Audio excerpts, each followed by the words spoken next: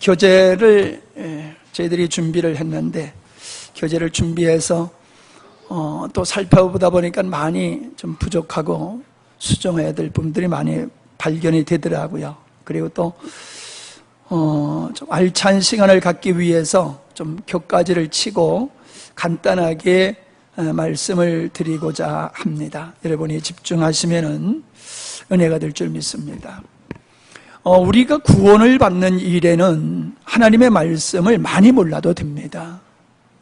구원받는 일에는 내가 죄인임을 알고 하나님의 은혜가 아니면은 구원받을 수 없음을 알고 그 하나님의 은혜가 예수 그리스도를 통해서 우리에게 주어졌음을 믿으면은 구원받습니다. 성경 몇 구절 몰라도 구원받습니다. 그러나 구원받은 하나님의 백성들이 이 땅에서 구원받은 하나님의 백성답게 살고 하나님께서 우리를 창조하시고 구원하신 목적을 이루어 드리는 삶을 살려고 하면은 구원받는 데 필요한 말씀만 가지고는 안 됩니다. 그렇다고 성경을 다 알아야 되는 것도 아닙니다. 그러나 제가 말씀드리고 싶은 것은 반드시 알아야 될 말씀은 반드시 알아야 됩니다. 그래서 핵심 진리, 핵심 복음이라고 제가 그렇게 표현한 겁니다. 제가 믿음의 생활을 하면서 목회를 하면서 부분적으로지만 깨달은 게 그겁니다. 우리가 성경에 무지합니다. 하나님에 대해서 우리가 잘 모릅니다. 주님이 우리를 위해서 이루어 놓으신 것, 우리가 누릴 수 있는 것이 얼마나 큰 것인데도 우리가 그걸 제대로 모르고 그래서 못 누리기 때문에 능력 있는 믿음의 생활을 할 성도들이 비참하게 믿음의 생활을 하고 있습니다. 목회도 마찬가지라고 저는 생각을 합니다. 우리는 반드시 세 가지를 알아야 됩니다. 죄인인 옛사람이 어떤 존재냐라고 하는 옛사람의 정체에 대해서 분명히 알아야 되고요. 구원받은 하나님의 백성이라고 하는 존재가 어떤 존재냐라고 하는 것도 명확하게 알아야 됩니다. 그리고 구원받은 자들에게 하나님께서 우리를 위해서 예비하신 그 은혜를 누리는 길이 뭐냐? 그걸 저는 연합의 길이라고 얘기하는데 주님과의 연합의 길이 무엇인가를 똑바로 알고 그 길을 걸어가기만 하면은 성경에서 우리에게 5가지를 약속하셨습니다. 뒤에 계신 분들이 잘 안 보여가지고 죄송하네요. 제가 이렇게 앉아서 하는 게 편안해서 앉아서 하는데 이렇게 보니까 뒤에 분들 잘 안 보여서 좀 죄송한데 이게 헛소리죠, 이게 다. 여러분, 우리 예수 믿고 천국 가는 건 기본이에요. 천국 갈 백성들에게 하나님께서 우리에게 이 땅에서 누릴 수 있는 것 5가지를 주셨어요. 그게 뭐냐면 죄로부터의 자유입니다. 우리가 불행한 이유는 죄 때문에 그랬습니다. 이 땅에 병균이 없으면은 질병이 없을 것이고 고통도 없을 거지요. 우리에게 그와 같이 죄를 이기게 되어지면은 우리에게는 고통과 불행이 있을 수 없습니다. 그 죄로부터 우리를 자유케 해주셨는데 그리스도인들이 죄로부터 자유하지를 못합니다. 또 율법으로부터 우리를 자유케 하셨습니다. 죄를 지면 죄의 종이 될 뿐만 아니라 율법의 종이 되어서 자유하는 삶을 살지 못하고 맨날 끌려다니는 그런 죄의 종된 삶을 살지요. 우리는 율법으로부터 자유를 얻음으로 말미암아 그야말로 자유한 삶을 살아갈 수 있어요. 또 우리는 타락한 자유가 있습니다. 타락한 자아가 있습니다. 범죄함으로 말미암아 우리의 성품은 부패했고 타락했습니다. 이것이 우리를 괴롭히고 이것이 우리를 죄된 삶으로 이끌어가는 원동력이지요. 아무리 예수를 믿고 구원을 받았어도 우리 안에 있는 이 타락한 죄의 성향을 극복하지 못하면은 우리는 하나님의 자녀다운 삶을 살지 못합니다. 그냥 하나님은 구원한 백성을, 지옥 갈 백성을 천국으로만 인도하신 것이 아니라 구원받은 백성은 그 타락한 우리 옛사람의 성품, 성향으로부터 자유케 하시는 은혜를 주신다는 거죠. 세상의 유혹, 우리가 그냥 가만 놔두면 얼마나 좋겠습니까? 그러나 세상은 우리를 끊임없이 유혹을 합니다.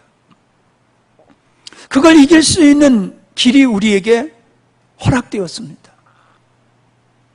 그건 아무나 받을 수 있는 게 아니죠. 사탄은 끊임없이 우리의 삶에 영향력을 미쳐서 우리의 믿음을 실패케 하는 일을 하는데, 우리가 진리를 올바로 알게 되어지면 이 5가지의 자유를 누리게 되면요, 정말 세상 부럽지 않습니다. 믿음의 생활하는 거 힘들지 않고요, 목회하는 거 힘들지 않고요, 정말 힘바람 나고 재미있는 삶을 살아갈 수가 있는 겁니다. 근데 제가 여태까지 살아오면서 불행하게 이렇게 자유를, 이 5대 자유를 마음껏 누리는 분들을 별로 만나보지 못하고 있습니다. 오늘 이 자리에 참석하신 여러분들은 이 자유를 온전히 누릴 수 있는 여러분 되시기를 바랍니다. 그런 목마름이 여러분들에게 있기를 바라요. 성경은 하나님의 말씀이지요. 그렇기 때문에 성경은 하나님의 관점에서 성경을 읽어야지 됩니다. 하나님의 관점이 아닌 우리 관점에서 성경을 읽게 되어지면은 성경을 제대로 이해를 하지를 못합니다. 예를 들어서요, 구원이라고 하는 것도요, 우리 입장에서 보니까 구원이지 하나님의 입장에서 보면 구원이 아닙니다. 하나님 입장에서 보면요, 하나님의 자녀를 만드는 것이 구원의 역사예요. 우리 입장에서는 지옥 갈 자가 천국 가는 거지만 하나님의 입장에서는 하나님의 백성들을 만드는 것이 구원의 사역이라는 거죠. 우리 신앙이 구원이라고 하는 데서부터 출발하는 것과 하나님의 관점에서 기록된 하나님의 말씀을 볼 때에 이 하나님의 말씀 속에는 하나님이 왜 천지를 창조하셨는가, 왜 인간들을 죄를 경험하게 하셨는가, 왜 하나님은 십자가라는 과정을 통해서 우리를 구원하셨는가 라고 하는 게 기록되어 있습니다. 그래서 우리는 이 성경 속에서 하나님의 창조의 의도가 무엇인지를 똑바로 알아야 될 것 같습니다. 그리고 그 토양 위에 우리의 신앙을 건축하게 되어졌을 때에 이 5대 자유를 우리가 누릴 수 있다라고 하는 것이지요. 그래서 성경은요, 하나님의 창조의 의도가 기록되어 있고 하나님의 창조의 의도가 어떻게 진행되어져 가면서 완성되어 가는가라고 하는 것을 기록해 놓은 것이 성경입니다. 그러니까 우리가 성경을 어디를 읽든지 성경 속에서 우리는 하나님의 창조의 의도와 창조의 의도가 어떻게 이루어지고 있느냐라고 하는 그 현장을 목격해야 됩니다.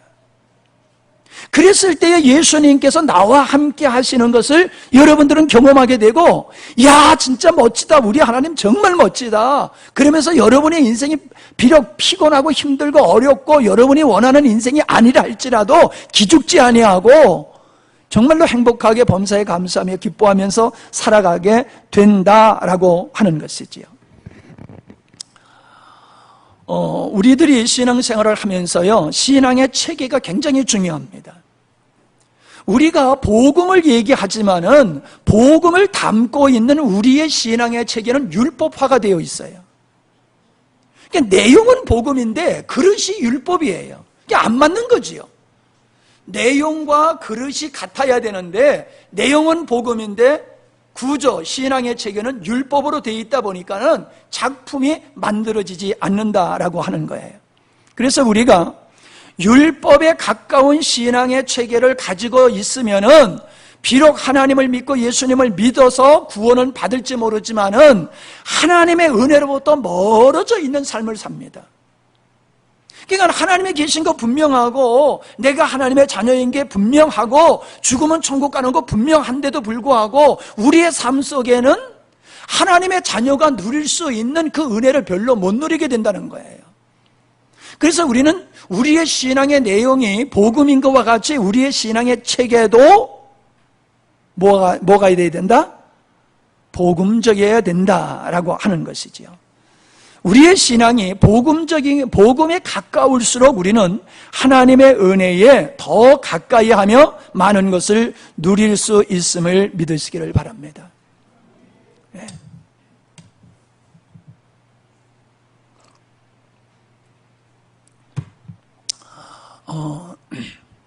제가 세게 나가니까 여러분이 긴장하신 것 같아요. 언제든지 목이 마르시면 나가서 물을 잡수시고, 언제든지 졸려오시면 해결할 책을 뒤에 가면 있습니다. 해결하시면서 편안히 들으시기를 바랍니다. 그러나 우리 좀 긴장은 해야 됩니다. 긴장을 놔버리면요, 그냥 소리만 듣게 됩니다. 소리만 들어서는 안 되지요.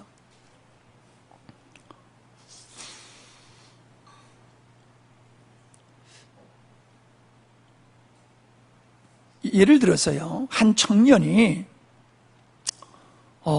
병원에 갔더니 6개월밖에 더 살 수 없다고 하는 그 사망 선고를 받았습니다.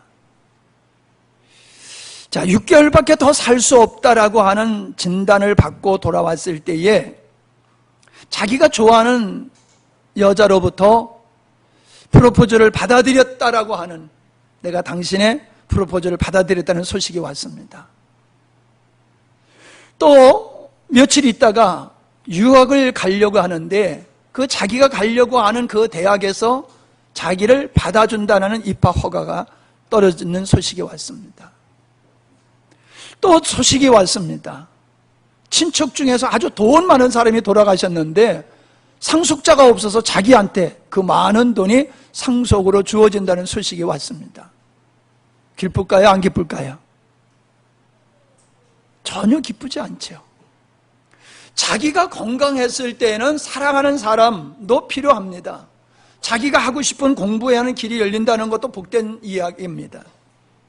그리고 자기에게 수고하지도 않은데 많은 재산이 들어온다고 하면 그거 행운이라고 볼 수 있는 거겠지요? 그러나 내가 6개월밖에 더 살지 못한다라고 하면은 그 행운과 그 모든 것은 아무런 소용이 없다는 거죠. 잘 들으셔야 됩니다. 이 말씀을 제가 예화로 드는 이유는요, 우리가 지금 살아가는 삶 속에서 내가 만족하는 인생을 살고 내가 만족하는 목회를 했다고 해서 그것이 정말 만족하냐? 아닐 수 있다는 거예요. 이 땅에서 우리가 내 삶을 어떻게 평가하느냐 보담도 내가 주님 앞에 섰을 때 주님께서 착하고 충성된 종아라고 하지 아니하면은 악하고 게으른 종이라는 말씀을 들을 수밖에 없겠지요. 그러면 안 되겠지요? 근데 제가요, 이 복음을 알면 알수록 제가 느끼는 게 뭐냐 하면은, 야, 정말로 이 땅에 많은 사람들이 행복한 삶을 사는 줄 아는데 제가 봤을 때는 행복한 삶이 아니더라는 거예요. 만족해 해요. 아주 만족하게 인생을 살아갑니다. 그러나 제가 봤을 때는 저 양반 저렇게 살다 보면 하나님 앞에서 혼나지, 이런 생각이 들어요. 왜 그래요? 내가 복음으로 살기 때문에 그래요. 하나님의 창조의 의도가 무엇인지를 알고 왜 나를 구원하시고 왜 나를 하나님의 자녀로 삼으시는지를 명확하게 모르고 하나님의 뜻과 상관없이 내가 만족하는 인생을 성공의 인생, 출세의 인생이라고, 행복한 인생이라고 그렇게 믿고 살아가는 사람들이 교회 안에 꽤 많은 것 같습니다. 여러분, 우리 에베소서 1장 17절을 한번 보시겠습니다. 이 사도 바울이 에베소 교회를 향해서 한 기도의 내용이 기록되어 있는 겁니다. 여기는 성경책을 하나 갖다 놨는데 누가 치워버렸어요?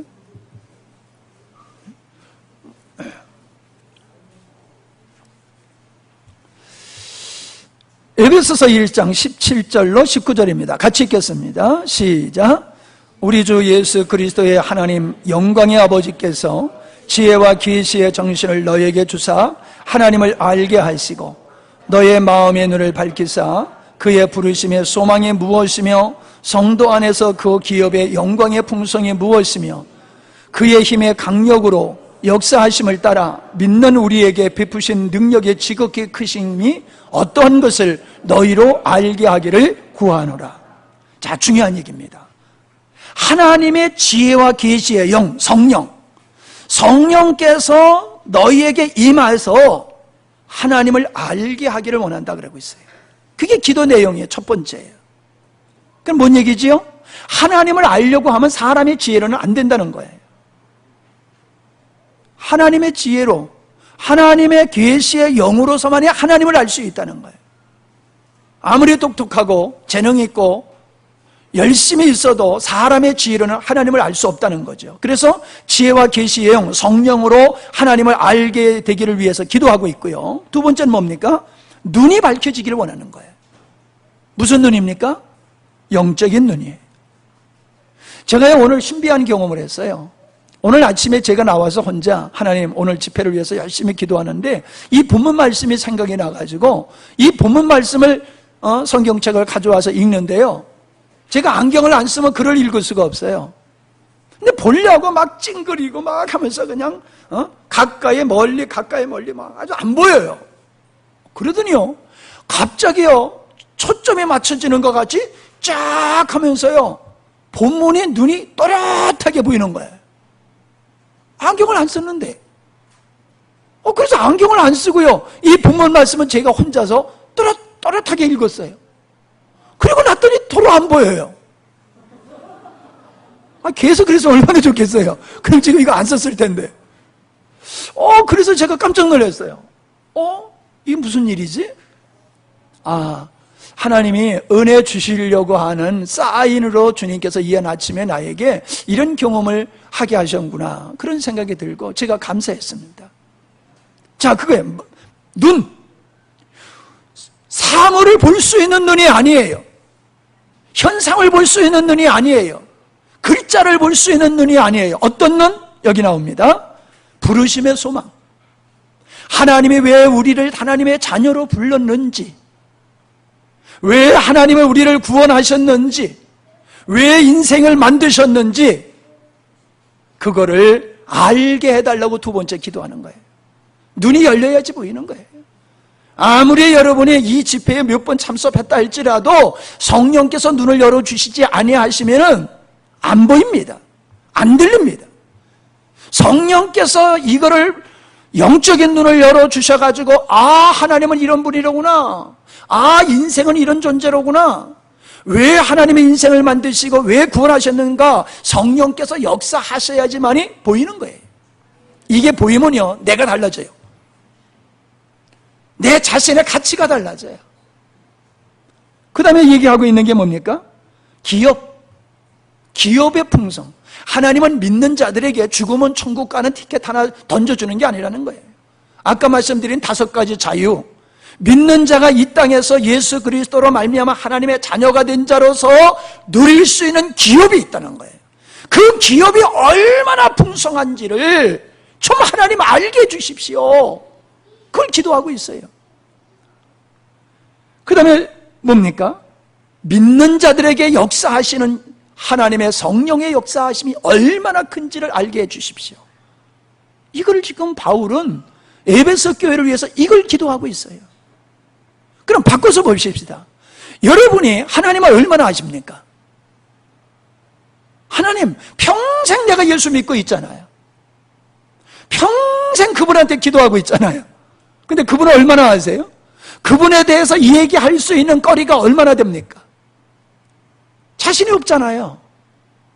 하나님은 믿지만 예수님은 믿지만은 그분이 어떤 분인지 자신이 없잖아요. 지식으로도 모르고 경험으로도 부족하고. 그게 우리 수준이에요. 하나님께서 우리에게 예비하신 은혜가 얼마나 풍성한지 세상 것 다 준다 할지라도 바꿀 수 없는 걸 가지고 있으면서 우리는 그 가치를 모르고 그냥 코푼종이 정도밖에 생각 안 해요.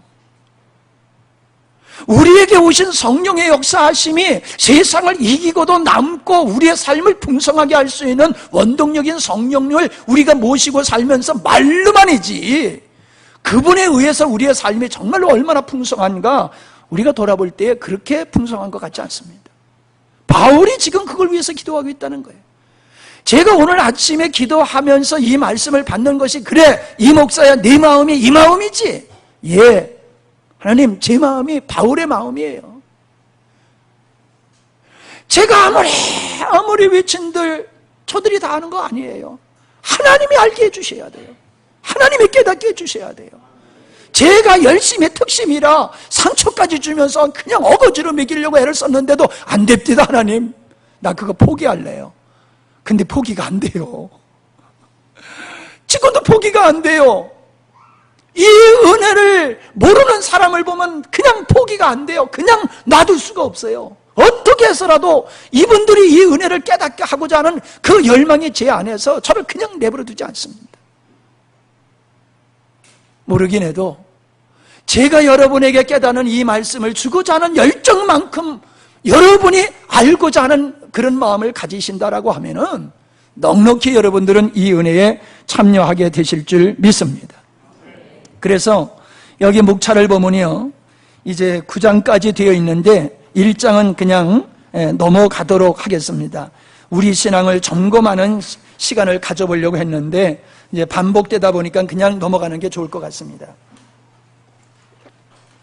그 다음에 오늘 저녁에 나눌 신앙의 출발점, 신앙의 목표로 잡을 수 있는 하나님의 창조의 의도에 대해서 살펴보고요. 그 다음에 이제 3장에 가서 옛사람입니다. 옛사람이 어떠한 존재인지, 죄가 무엇인지, 죄로 말미암은 성향이 어떠한 것이며, 죄의 근거에서 세워지는 하나님의 세상 나라는 어떠한 것이냐라고 하는 것을 살펴보는 시간을 갖겠고요.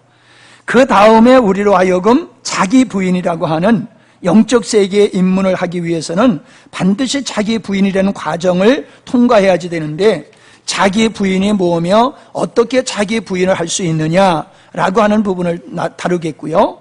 그 다음에 하나님께서 우리를 재창조하신, 구원이라고 얘기할 수도 있겠지요. 재창조하신 하나님의 지혜에 대해서 살펴보고요.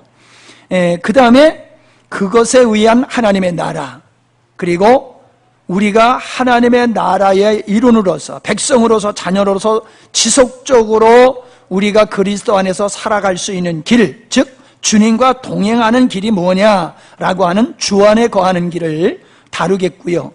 그 다음에 미혹받지 말라, 혼합 금지, 이건 결론에 관한 그런 말씀이 될 수가 있습니다. 그래서 깨어있는 신앙생활을 미혹받지 말라, 혼합 금지로 이런 순서로 여러분에게 말씀을 드리려고 합니다.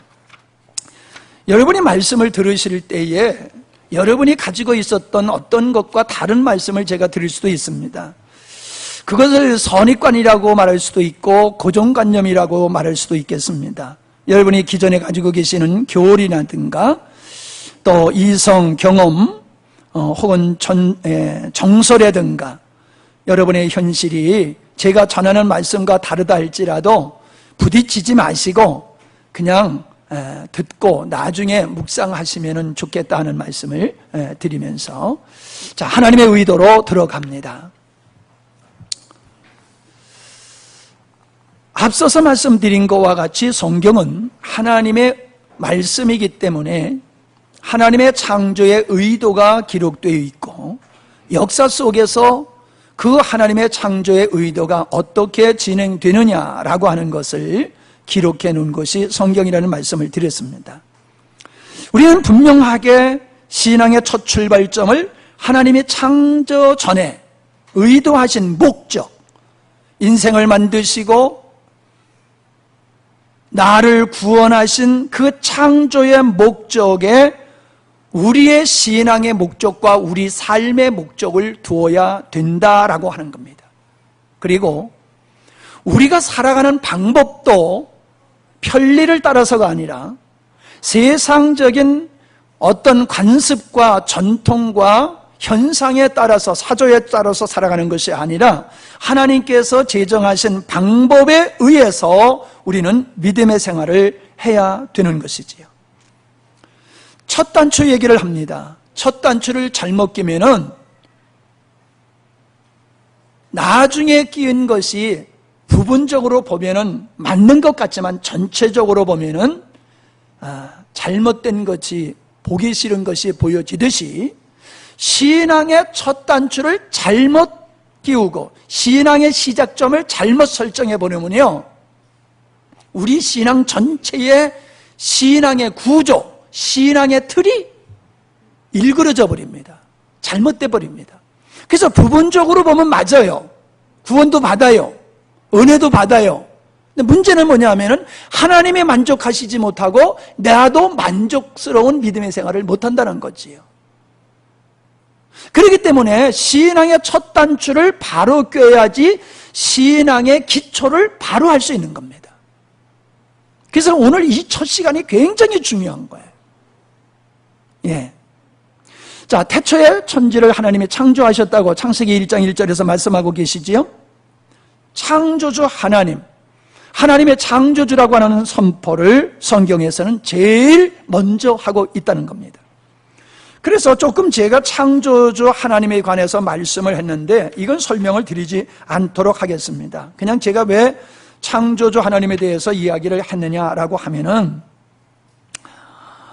창조주 하나님을 제가 강조한 이유는 그 창조주로 하나님을 믿을 때에 우리의 의식이 반드시 창조주 하나님 중심으로 형성되어야 된다는 겁니다. 우리 가치관이, 우리 의식이, 세계관이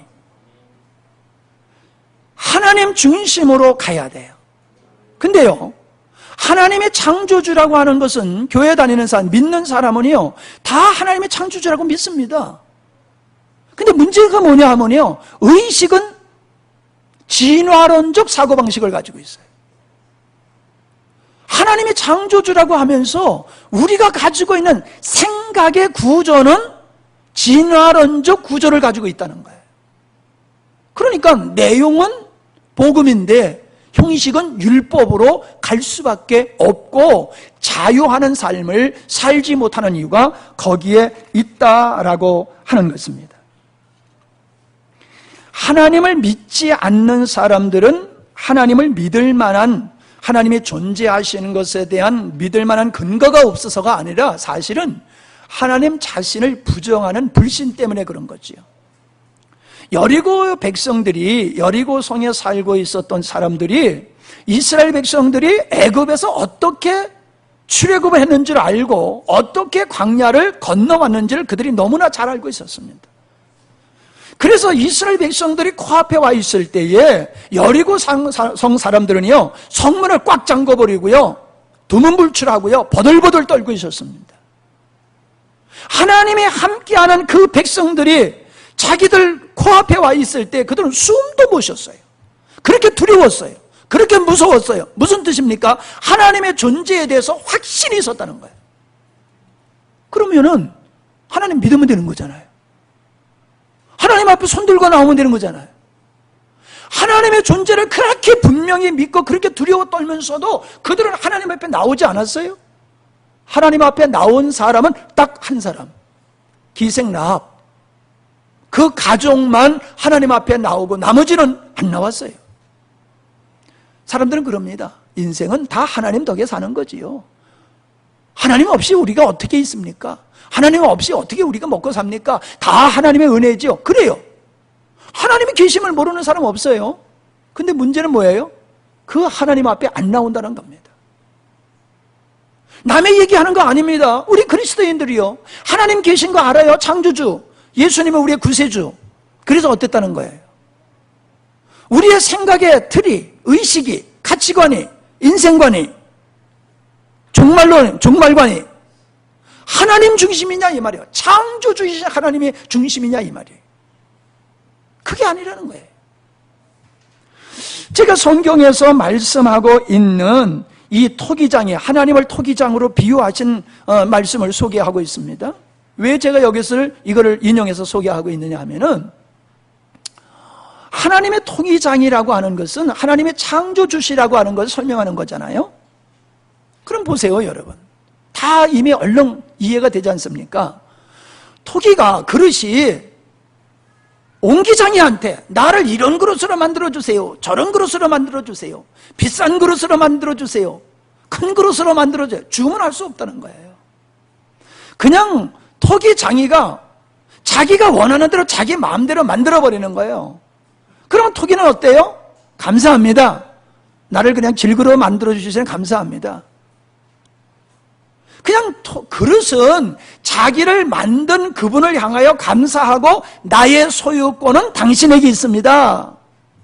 그리고 나를 깰 수도 있고 나를 쓸 수도 있고 나를 귀하게 쓸 수도 있고 나를 천하게 쓸 수도 있는 주권이 당신에게 있습니다. 그게 누가 할 소리요? 예? 왜 이렇게 긴장하셨어요?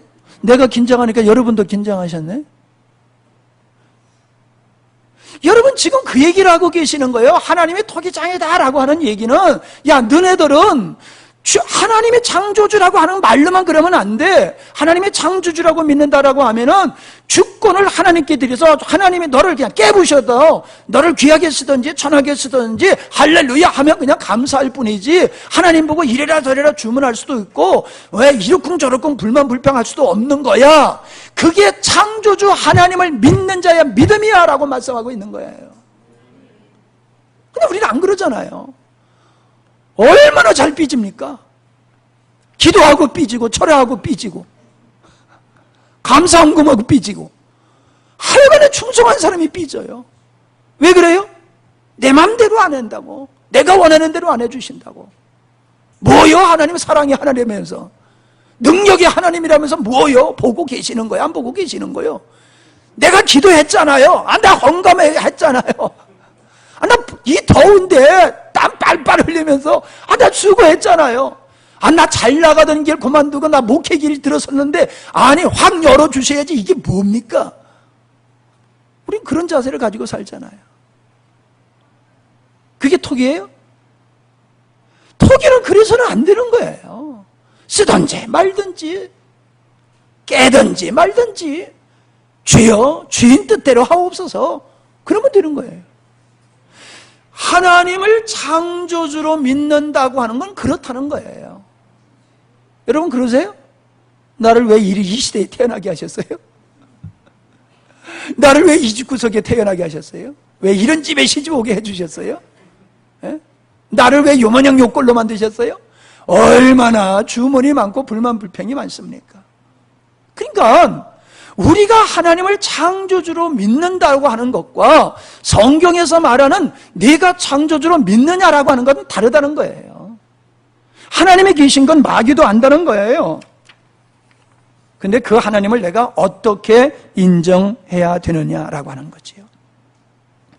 만약에 여러분이 남의 물건을 빌려다가 쓰면서 이거는 네 거야 라고 하면서 여러분 마음대로 써보십시오. 그러면 맞는 게 아니잖아요. 내가 쓰고 있는 것이 내 것이 아니면 조심해 써야 되잖아요. 감사하면서 써야 되잖아요. 잘 써야 되잖아요. 돌려줘야 되잖아요.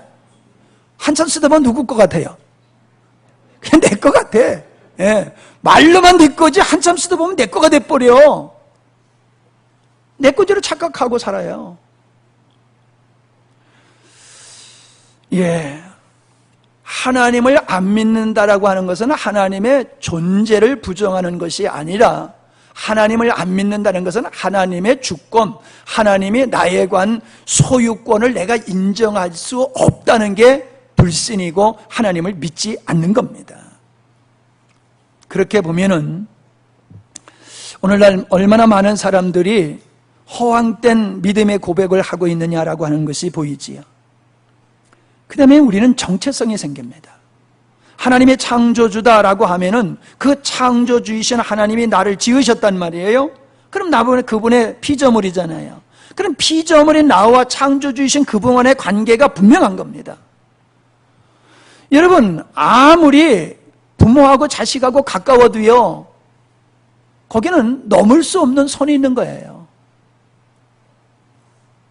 할아버지하고 손주하고 뭐 무슨 격이 있어요?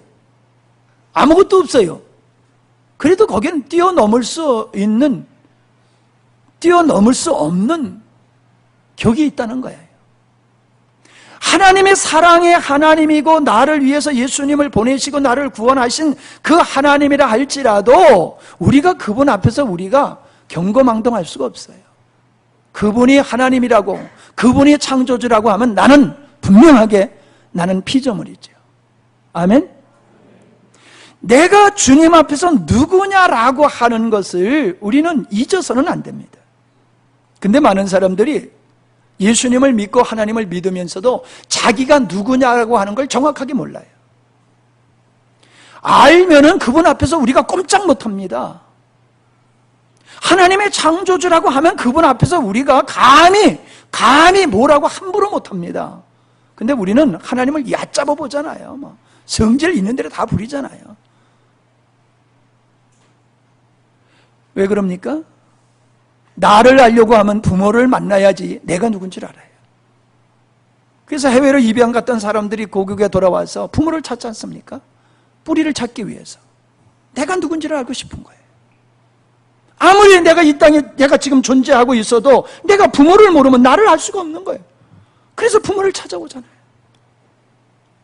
이 땅의 사람들의 인생이 무엇이냐라고 하는 것을 과거 철학자들도 종교관들도 이것을 알아보려고 애를 썼지만 인생이 뭐냐 몰라요. 왜 몰라요? 인생을 알려고 하면 인생을 지으신 하나님을 알아야 되는 거지요. 하나님을 만나면은 내가 누구냐라는 걸 아는 거예요. 그러면요, 내가 누군지를 알면은 내가 무엇을 해야 되는지를 아는 거예요. 그럼 그 일은요, 누가 시키지 않아도 합니다. 자동적으로 하게 되어 있습니다. 당연히 하게 되어 있습니다. 원망불평하지 않아요. 아이고 내가 시집 잘못 왔네. 그저 잘못 왔을지는 몰라도 시집 와서 애 낳으면요, 그 애를 위해서 죽든지 살든지 살게 돼 있어요. 그죠? 근데 그렇지 않은 여자들이 요즘 많아서 문제예요. 그거예요. 내가 결혼을 잘못했을지 몰라. 그래도 이제 나는 지금 누구의 엄마야.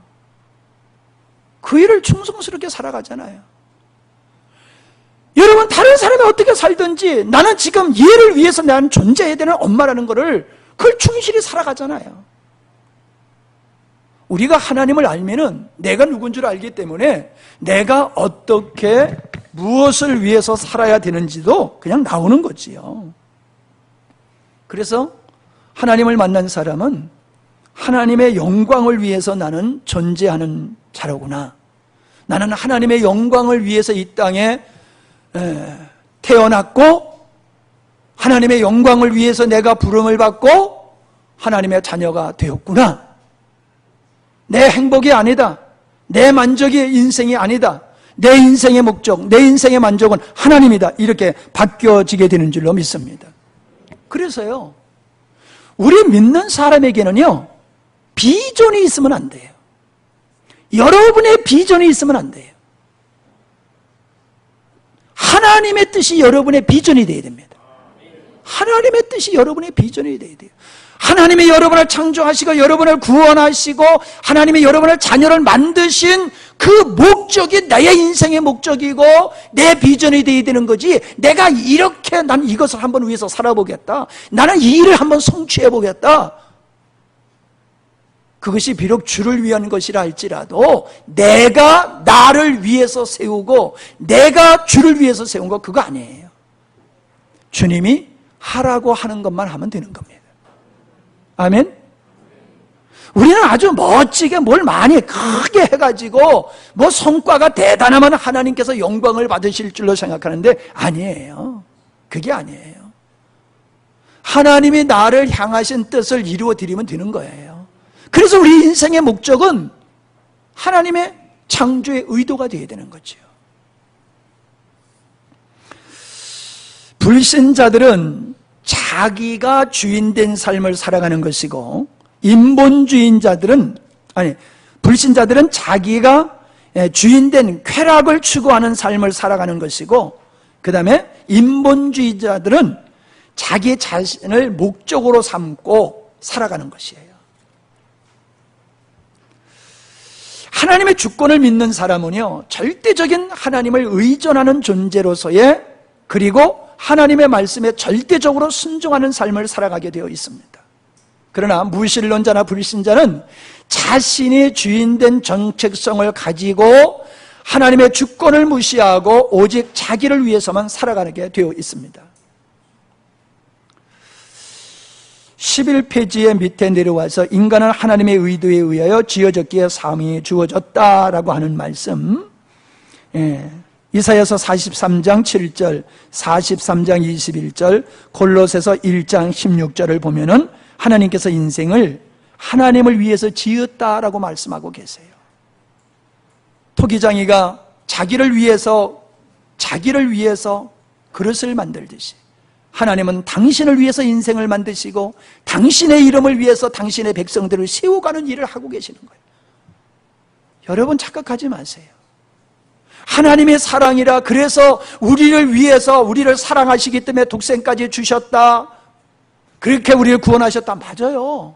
근데 성경에서는요, 당신의 이름을 위해서 우리를 당신의 백성들을 포로해서 돌아오게 하고 당신의 이름을 위해서 우리를 구원하시고 당신의 이름을 위해서 우리에게 복된 삶을 허락하셨습니다. 우리 입장에서 보면 우리를 위해서 하시는 것 같아요. 근데 하나님의 입장에서 보면 절대로 아니에요. 하나님을 위해서 우리에게 복 주시는 거예요. 하나님을 위해서 우리에게 은혜 주시는 거예요.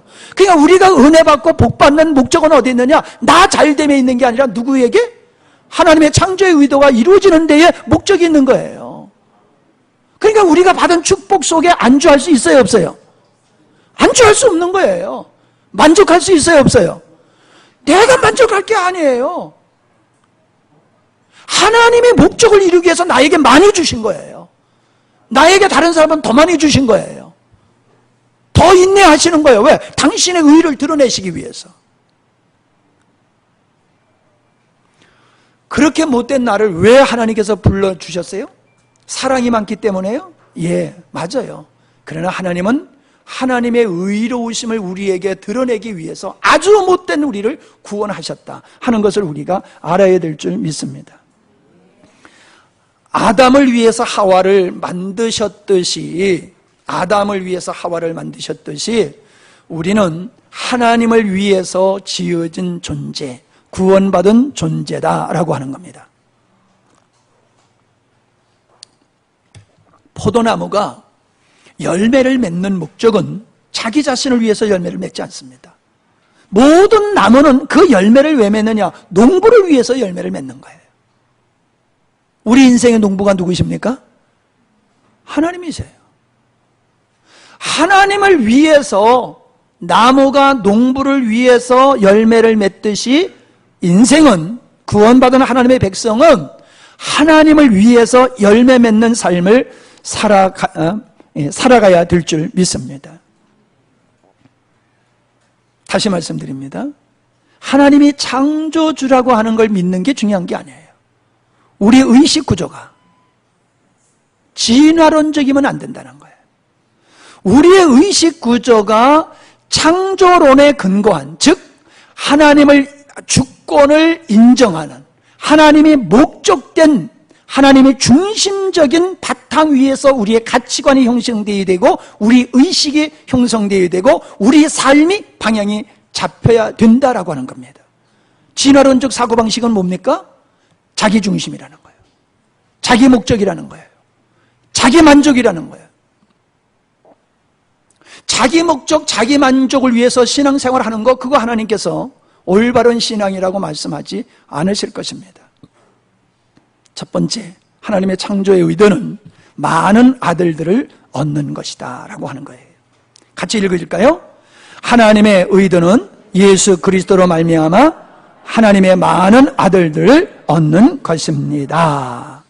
에베소서 1장 5절에 보면 그 깊으신 뜻대로 우리를 예정하사 예수 그리스도로 말미암아 자기의 아들들이 되게 하셨으니, 히브리서 2장 9절 밑에 쭉 가보면요, 10절 만물이 인하고 만물이 말미암은 자에게는 많은 아들을 이끌어 영광에 들어가게 하시는 일에 저희 구원의 주를 고난으로 말미암아 온전케 하심이 합당하도다. 예수님을 맏아들로 삼으신 것은 둘째 아들, 셋째 아들, 많은 아들들을 얻기 위해서 예수님을 맏아들로 삼으셨다. 로마서 8절 29절에 하나님의 미리 아신 자들로 또한 그 아들의 형상을 본받게 하기 위하여 미리 정하셨으니 이는 그로 많은 형제 중에서 맏아들이 되게 하려 하십니다. 예수님의 맏아들이고 여기 앉아 계신 여러분들은 다 둘째 아들, 셋째 아들이 된다는 거예요. 히브리서 2장 21절 거룩하게 하신 자와 거룩하게 함을 입은 자들이 다 하나에서 난지라. 거룩하게 하시는 자가 누구요? 주님이요. 그분으로 말미암아 거룩한 자가 누구요? 우리요. 예수님도 하나님께로 났고 우리도 하나님께로 났다.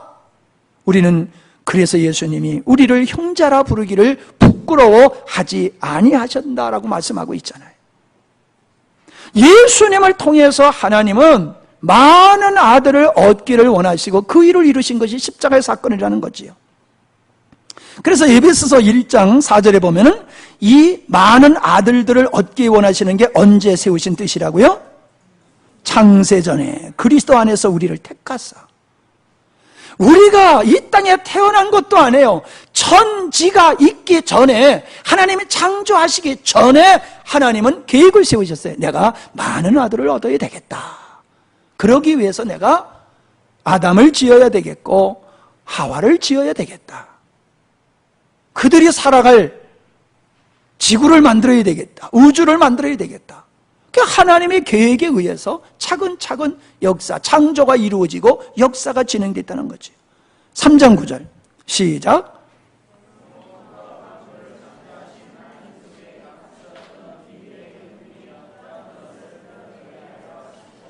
언제부터?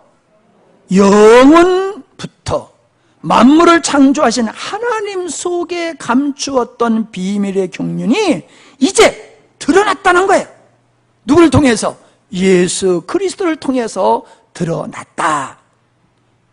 디도서 1장 2절 영생의 소망을 인함이라. 이 영생은 거짓이 없으신 하나님이 영원한 때 전부터 약속하신 것이다. 자, 그래서 우리는 여기서 그렇대들의 이러면 안 돼요. 우리는 확신해야 돼요. 내가 누가 전도해서 예수를 믿었는데 그게 알고 봤더니 창세전에 하나님께서 나를 자녀로 삼으시려는 계획을 세우셨고 그 뜻을 이루기 위해서 예수님이 이 땅에 오셨고 누구를 통해서 나를 불러가지고 하나님 자녀 삼으셨네. 내가 그냥 하나님의 자녀가 된 게 아니네. 내가 창세전에 우주 만물을 창조하시기 전에 하나님께서 나를 자녀로 삼으려고 계획을 세우신 거야. 내가 그런 존재예요. 할렐루야. 달라지는 거지요. 어쩌다 구원받은 거 아니에요. 저 극성맞은 아무개 때문에 끌려 나와가지고 예수 믿게 된 게 아니란 말이에요. 이게 순전히 누구요? 하나님이 계획하심이 오늘날에 와서 이루어졌다는 거예요. 오늘날에 와서. 그래서 두 번째 뭐예요? 갈라디아서 4장 4절에 성육신을 하신 예수님이 왜 이 땅에 사람의 몸을 들고 이 땅에 오셨느냐? 아버지 뜻을 이루기를 위해서 오셨다는 거예요. 아버지 뜻. 그래서 갈라디아서 4장 4절에 뭐라 했어요? 때가 참에. 무슨 때? 하나님의 창세전에 계획하신 때가 되니까는 예수님이 짠 나타나신 거예요. 구약 여기서는 뭐예요? 하나님이 이 땅에 하나님이신 예수님이 이 땅에 오시는 길을 예비하는 길이 구약이여다. 그것이 많은 시간에 수많은 몇 년인지도 몰라 수많은 시간이 지나간 후에 때가 되니까는 짠 하고 예수님이 이 땅에 나타나셨다는 거예요. 사람의 몸을 입고. 그래서 율법 아래 나게 하셔서 율법 아래 있는 자들을 구원하여 하나님의 자녀로 삼으시는 하나님의 목적을 이루시기 위해서 예수님이 이 땅에 오셨다. 그 말씀하고 있는 거지요. 그래서 골로새서 1장 26절에 보니까 뭐라고 말씀하고 있어요?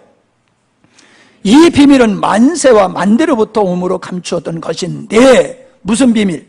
예수님이 이 땅에 오셔서 십자가에 못 박혀 죽으심으로 인류를 구원하시는 이 역사는 만세 그러잖아요. 만만세 왕 앞에서 그러잖아요. 신하들이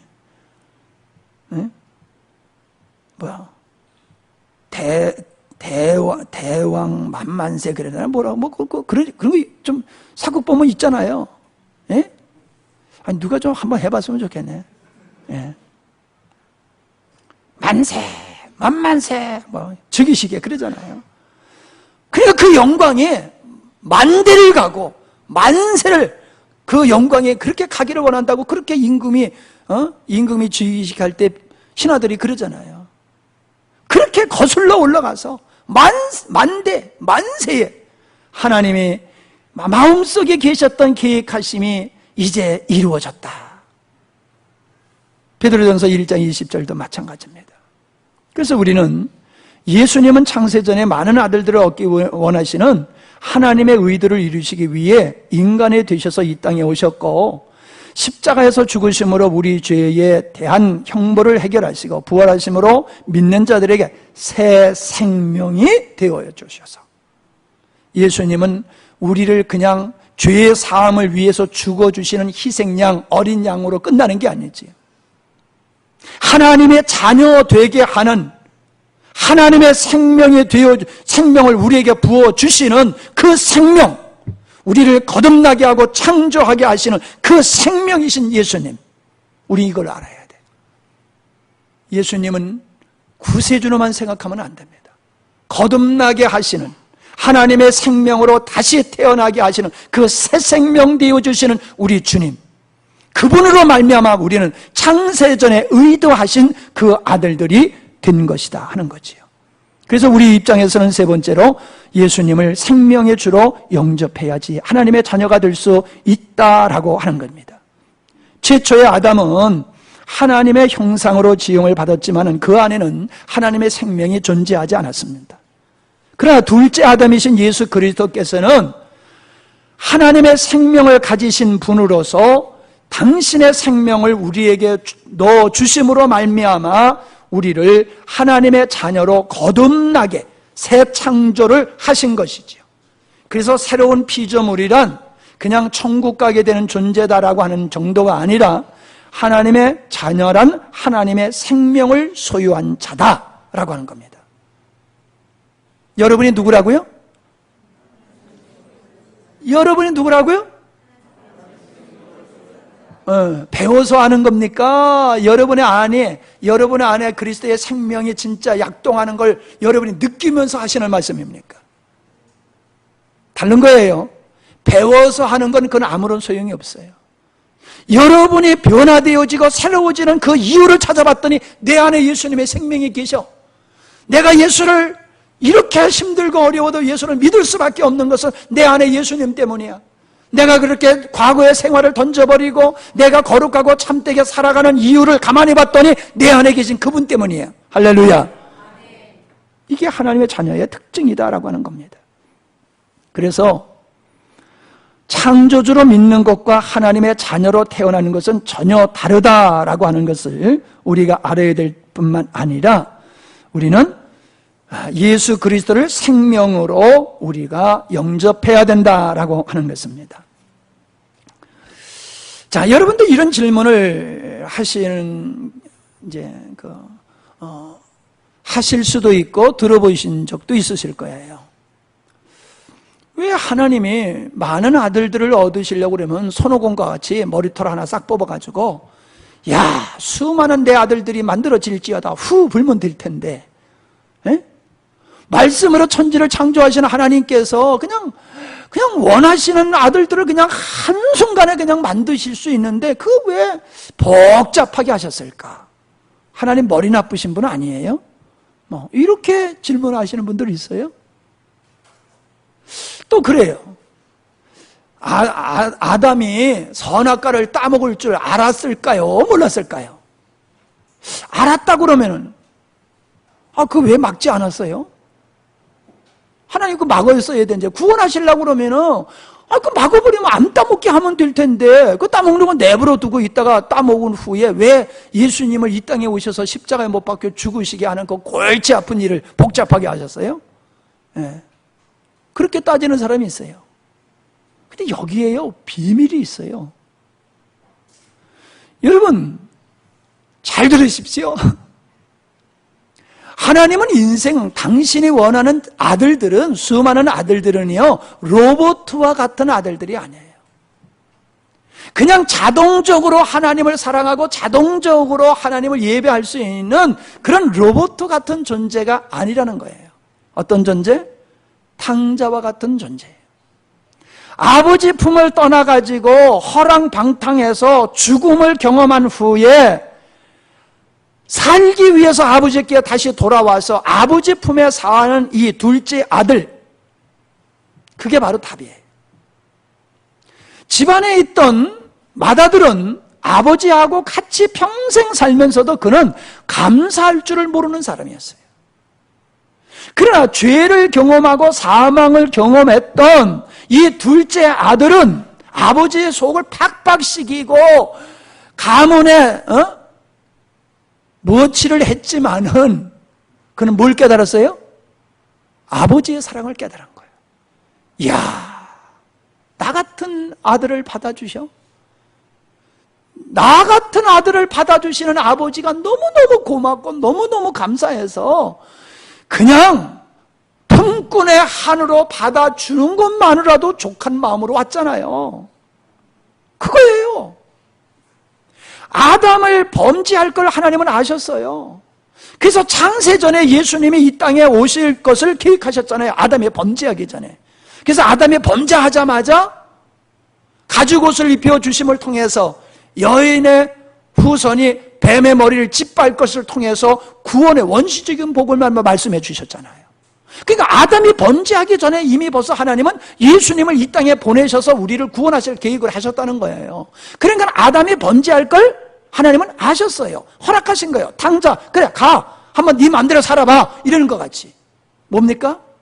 지 맘대로 살아가가지고 주로 죽게 되어지는 과정을 통해서 절대적인 하나님의 존재의 필요성을 느끼고 돌아와서 참된 아들이 되어서 그 사랑과 은혜 앞에 감복하여 영원토록 평생토록 영원토록 하나님만 사랑하고 하나님만 기뻐하며 하나님께만 예배할 수 있는 그런 자녀를 하나님께서는 얻기를 원하신 거예요. 죄가 많은 곳에 하나님의 은혜가 많다는 게 뭡니까? 죄 많아진 자가 하나님께 은혜 받는다는 걸까요? 주님의 은혜는 깨달으면 깨달을수록 어떤 생각이 드느냐 하면 내가 더 큰 죄인이라고 하는 걸 느껴지는 거예요. 죄를 많이 져서 내가 큰 죄인이라가 아니라 하나님의 빛이 강하게 임하면 강함에 임할수록 야 정말로 내가 죽을 죄인이네, 야 정말로 하나님의 은혜가 아니면 나는 소망 없는 자네, 야, 난 정말로 하나님의 은혜 때문에 오늘 내가 이렇게 사는 것이지 하나님의 은혜가 아니면 난 아무것도 아니야. 그게 죄 많은 자예요. 집에 앉았었던 큰아들은 이 은혜, 이 고백이 없는 거예요. 하나님은 그러한 아들을 원하는 게 아니에요. 그래서 죄로 말미암아 지옥을 경험하게 하셔서 지옥을 통해서 하나님의 하나님 되심을 알게 하고 영원토록 하나님을 예배케 하려고 한 거지요. 로마서 3장을 보시겠습니다. 로마서 3장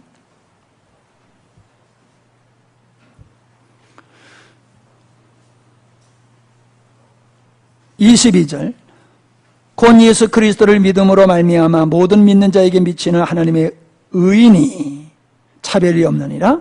모든 사람이 죄를 범하였으며 하나님의 영광에 이르지 못하더니 그리스도 예수 안에 있는 구속으로 말미암아 하나님의 은혜로 값없이 의롭다 하심을 얻은 자 되었느니라. 은혜로 값없이 의롭다 하심을 얻은 자 되었느니라. 이 예수를 하나님이 그의 피로 인하여 믿음으로 말미암아 화목제물로 세우셨으니 이는 하나님께서 길이 참으시는 중에 지은 죄를 간과하심으로 자기의 뭐를? 의로우심을 나타내려 하심이니 하나님의 의를 나타내기 위해서 하나님께서는 어떻다는 거예요? 우리 죄를 그냥 지나쳐 버리신다는 거지요.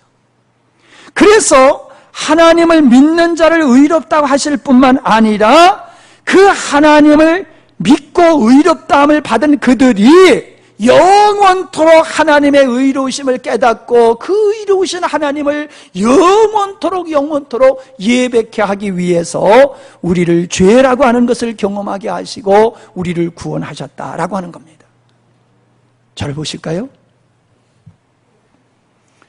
예수님이 내 죄를 위해서 죽으셨어. 감동이 있어요?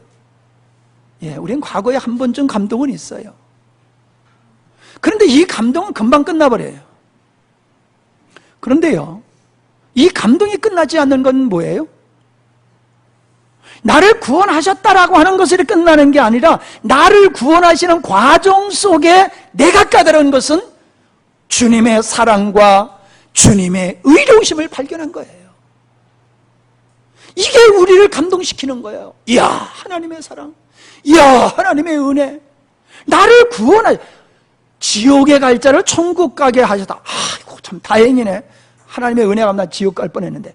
이런 차원이 아니라니까요. 자기를 찢어서 나를 구원하신 아버지의 사랑 앞에 우리는 매혹되어야 되는 거예요. 아버지의 사랑 앞에 매혹되어야 되는 거예요. 그 아버지의 신실하신 의로우심에 우리는 할 말을 잃어버리는 거예요. 그랬을 때에 우리는 구원받은 감격, 하나님의 자녀가 된 감격, 하나님의 자녀로 살아가는 감격이 식지 않는 겁니다. 세상에 우리를 유혹한다 할지라도 그게 유혹이 안 되는 거예요. 왜? 나는 그거보다는 더 큰 사랑이 나를 붙들고 있는데. 아멘? 더 큰 사랑이 나를 붙들고 있는데 그 시시한 것에 우리가 넘어가냐고요. 왜 시시한 것에 우리가 흔들리고 넘어집니까? 주님의 사랑, 자신을 찢어가지고 우리를 구원하신 그 사랑을 모르고 그 의로우신 하나님을 모르기 때문에 우리가 자꾸 흔들리고 그러는 거예요. 우리는 하나님을 단순하게 창조주라고만 고백하는 것을 하나님을 믿는 것으로 생각하면 절대로 안 됩니다. 그분의 주권을, 그분의 소유권을 인정해야 되고, 나의 삶의 목적은 하나님이시다. 그리고 나의 삶의 모든 가치관, 의식, 삶의 원리는 하나님 중심으로 되어야 되는 거다. 그리고 그렇게 살아가기를 시작했고, 그렇게 점점 깊이 나가는 자들이 바로 하나님의 자녀들이라는 거죠. 자, 귀뚫은 종에 대한 말씀 들으신 분들은 뭐 알지만은 못 들으신 분을 위해서 또 설명드립니다. 구약에 보면 희년이 되어지면요, 노예로 살던 사람을, 종으로 살던 사람을 돌려보내는 그런 제도가 있어요. 그런데 집으로 돌아갈 수 있는, 이런 희년이 돼서 집으로 돌아갈 수 있음에도 불구하고 집으로 돌아가지 아니하고 영원히 그냥 종으로 살겠다는 사람이 있어요. 두 종류예요. 한 사람은 주인이 너무 좋아. 내가 자유자로 살아가는 것보다도 나는 이분의 종으로 사는 게 내가 훨씬 내 인생이 좋아. 네. 내가 지 아무리 내 마음대로 내 뜻대로 살아왔댔자, 뛰어봤댔자 벼룩이야. 이 좋으신 분, 이 능력자, 이분의 종으로 사는 게 내가 자유자로 살아간 것보다 훨씬 좋아. 그래서 평생 종으로 살겠다는 사람이 있어요. 또 한 종류의 사람이 있어요. 이분은 어떤 분이냐? 종으로 살다가 결혼을 했어요. 그래서 자식까지 낳았거든요.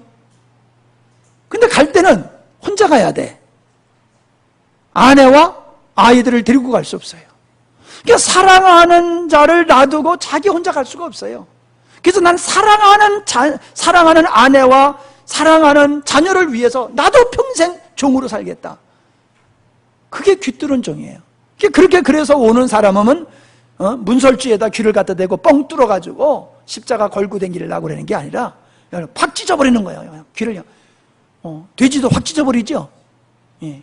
소도 귀를 확 찢어버려요. 그래가지고 다 표시를 하는 거예요. 나는 이분의 종입니다. 입 맞는 거지요. 입 맞는 사건이에요. 여러분, 우리가 예수님을 믿는 거는 할 수 없어서 억지로, 아이고 더러워도 나 천국 가기 위해서 그냥 믿어줘야지, 이게 아니라는 거예요. 아멘? 내가 예수님을 믿는 이유는 그분이 너무 좋은 거예요. 천국 가기 위해서 예수 믿는 거 잘못 믿는 거예요. 그럼 천국에 예수님이 안 계시면 어떻게 할 거예요? 여러분, 우리가 주님이 좋아서 주님 따라가다 보니까 천국까지 가는 게 돼야지요. 나는 예수님은 싫은데 천국이 좋아서 난 그냥 예수님을 믿어야지 천국 간다는 거야. 나 천국, 예수 믿는 거야. 그러면 안 돼요.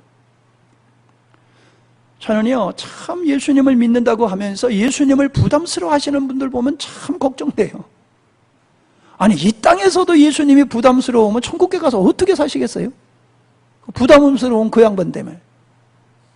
아니, 이해가 안 돼요? 예? 내가 보니까 여러분 이해를 못 하시는 것 같아. 아니, 이 땅에서도 부담스러운 사람하고 여행하기 싫잖아요. 그죠? 그래서 난 당신하고 못 살아, 부담스러워서. 그래가지고 이러잖아요. 그런데 하나님이 그렇게 부담스러운데 천국 가서 어떻게 살 거냐고요.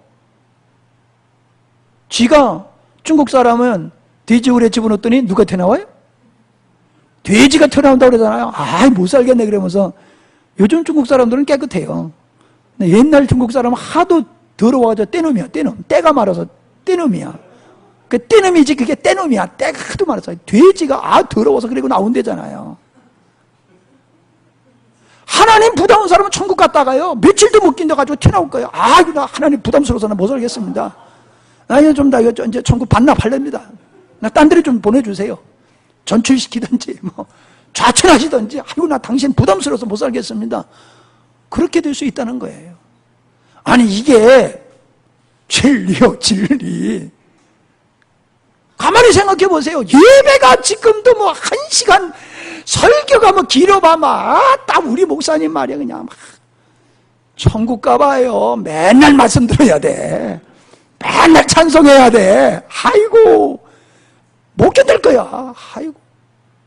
이 땅에서 1-2시간도 지겨워 죽겠는데 천국 가서 어떻게 살래요? 그럴 분도 빨리 이게 뭐 해결해야 돼요. 에? 찬송 길다고 생각하고 말씀 길다고 생각하시는 분들 뭔가 지금 큰 문제가 있는 사람이니까 빨리 해결돼요. 예, 냉수 잡수시고 이제 해결하시고 다음 시간으로 들어갑니다. 예, 뭔 시간이냐? 쉬시라 이 말씀이에요.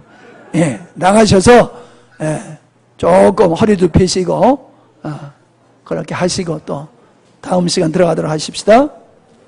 하나님의 많은 아들들을 얻는 것인데 그 많은 아들들은 어떤 존재냐? 하나님의 사랑을 깨닫고 하나님의 의로우심을 깨닫고 감복된 그러한 자들이다. 그래서 스스로 하나님을 사랑하고 기뻐하며 즐거워하며 예배하는 자들, 그분을 위해서 충성하며 헌신할 수밖에 없는 그런 자들을 얻는 것이다 했습니다. 자, 그런 하나님의 자녀들을 하나님께서는 그냥 구원하시는 것이 끝이냐? 아니더라는 거지요. 하나님은 우리를 구원하실 뿐만 아니라 하나님의 자녀라고 하는 은혜를 베푸실 뿐만 아니라 하나님의 자녀로서 이제 신분뿐만이 아니라 실제적으로 그의 수준도 하나님의 자녀로 만들어 가시는 작업을 하시는 게 하나님이다. 두 번째 시간입니다. 자, 우리가 목표를 어디다가 두느냐에 달려서 달라지지요. 학생이 어디다 목표를 두느냐, 어느 대학을, 점수를 어디다 두느냐, 그런 것에 대해서 공부하는 자세가 달라지지요. 오늘날 신앙생활을 하는 사람들이 신앙의 정점을 어디다 두느냐 하면 자기 스스로 정합니다. 먼저 믿는 사람 아무개 보니까 참 멋져 보여요. 저 정도 믿음의 생활하면 좋겠다. 어떤 역사적인 인물을 놓고 그분과 같이 나 믿음의 생활하면 좋겠다. 이렇게 스스로가 어떤 사람이든지 어떤 수준을 정해놓고 믿음의 생활을 합니다. 그것이 이루지 못했을 때는 열등의식을 갖고 그것이 이루어지게 되어지면 그 다음서부터는 교만과 자만하면서 태만하면서 여기가 조싸우니 하면서 그 다음서부터는 남의 일에 간섭하고 정죄하는 일을 하게 되는 거지요. 우리는 신앙의 목적을 내가 설정하는 게 아닙니다. 하나님이 설정하셨어요. 네가 구원받았느냐? 네가 내 자녀냐? 천국 백성이 됐느냐? 그렇다라고 하면 나는 너를 그대로 끌고 가는 게 아니라 내가 너를 변화시켜서 내가 너를 새롭게 해서 내가 너를 수준 있는 자로 내 백성답게 내 자녀답게 만들어서 나는 너를 천국으로 데려갈 거야 라고 하시면서 하나님 백성된 자녀된 자를 그때서부터 훈련하시고 연단하시고 만들어 가시는 작업을 하시는 거예요. 그게 지금 이 시간에 배울 말씀입니다. 에베소서 4장 11절에 보면은 사도로 혹은 선지자로 혹은 복음 전언자로 혹은 목사와 교사로 주셨으니 왜 이런 분들을 교회에 직분자로 세우셨느냐 하면은 이는 성도를 온전케 하며 봉사의 일을 하게 하며 그리스도의 몸을 세우려 하십니다. 왜 교회에 사도와 선지자, 복음 전언자, 목사, 교사를 두어서 그들로 하여금 성도들을 섬기게 했느냐? 섬기는 게 목적이 뭐냐는 거예요. 섬김의 목적. 목사님이 우리를 섬김의 목적이 어디 있냐는 거예요. 내가 왜 성경을 배워야 되느냐는 거예요. 내가 왜 훈련을 받아야 되느냐는 거예요. 온전케 하며 봉사일을 하게 하며 그리스도의 몸된 교회를 세우는 데 있다는 거지요. 13절, 우리가 다 하나님의 아들을 믿는 것과 아는 일에 하나가 되어 온전한 사람을 이루어 그리스도의 장성한 분량이 충만한 데까지 이르리니, 이게 우리의 목표치예요. 이는 우리가 이제로부터 어린아이가 되지 아니하여 사람의 괴술과 간사한 유혹에 빠져 모든 교훈의 풍조에 밀려 요동치 않게 하려 함이라. 하나님의 백성으로 세상에 존재하고 있지만 전혀 세상의 어떤 풍조에 밀려 요동치 않은 하나님의 백성으로 굳게 서가게 하기 위함이다. 그러면서 15절에 뭐래요? 어디까지 자라야 되느냐? 범사의 예수 그리스도에까지 자라야 된다. 로마서 8장 29절에 아들의 형상에 본받기 위하여 우리를 구원하셨다고 말씀하고 있다는 거죠. 성경에 보면은 열매 맺지 않는 나무를 저주하는 사건들이 나옵니다. 열매 맺지 않는 가지를 찍어버려라. 도끼가 나무 뿌리에 놓여있으니 열매 맺지 않는 나무는 찍어버린다. 이스라엘 백성들을 참 포도나무이신 예수 그리스도 앞에 접붙였더니만 덜 포도만 맺는다고 하면서 그들의 변화되지 않는 것을 지적하셨어요. 왕의 초청에 예복을 입지 않고 온 자를 손과 발을 묶어서 어두운 데 내쫓아버리고 거기서 이를 갈며 슬피 울게 할 것이다. 무슨 얘기입니까? 열매를 맺는 농부의 마음이 주님께서, 우리를 구원하시는 하나님께서 하나님의 자녀된 자들이 맏아들들은 예수 그리스도의 분량까지 영적으로, 인격적으로 성장하기를 원하신다는 거예요. 그래서 성경에 보면 행함이 없는 믿음은 죽은 믿음이라 그랬는데, 죽은 믿음이란 그건 가짜 믿음이라는 거죠.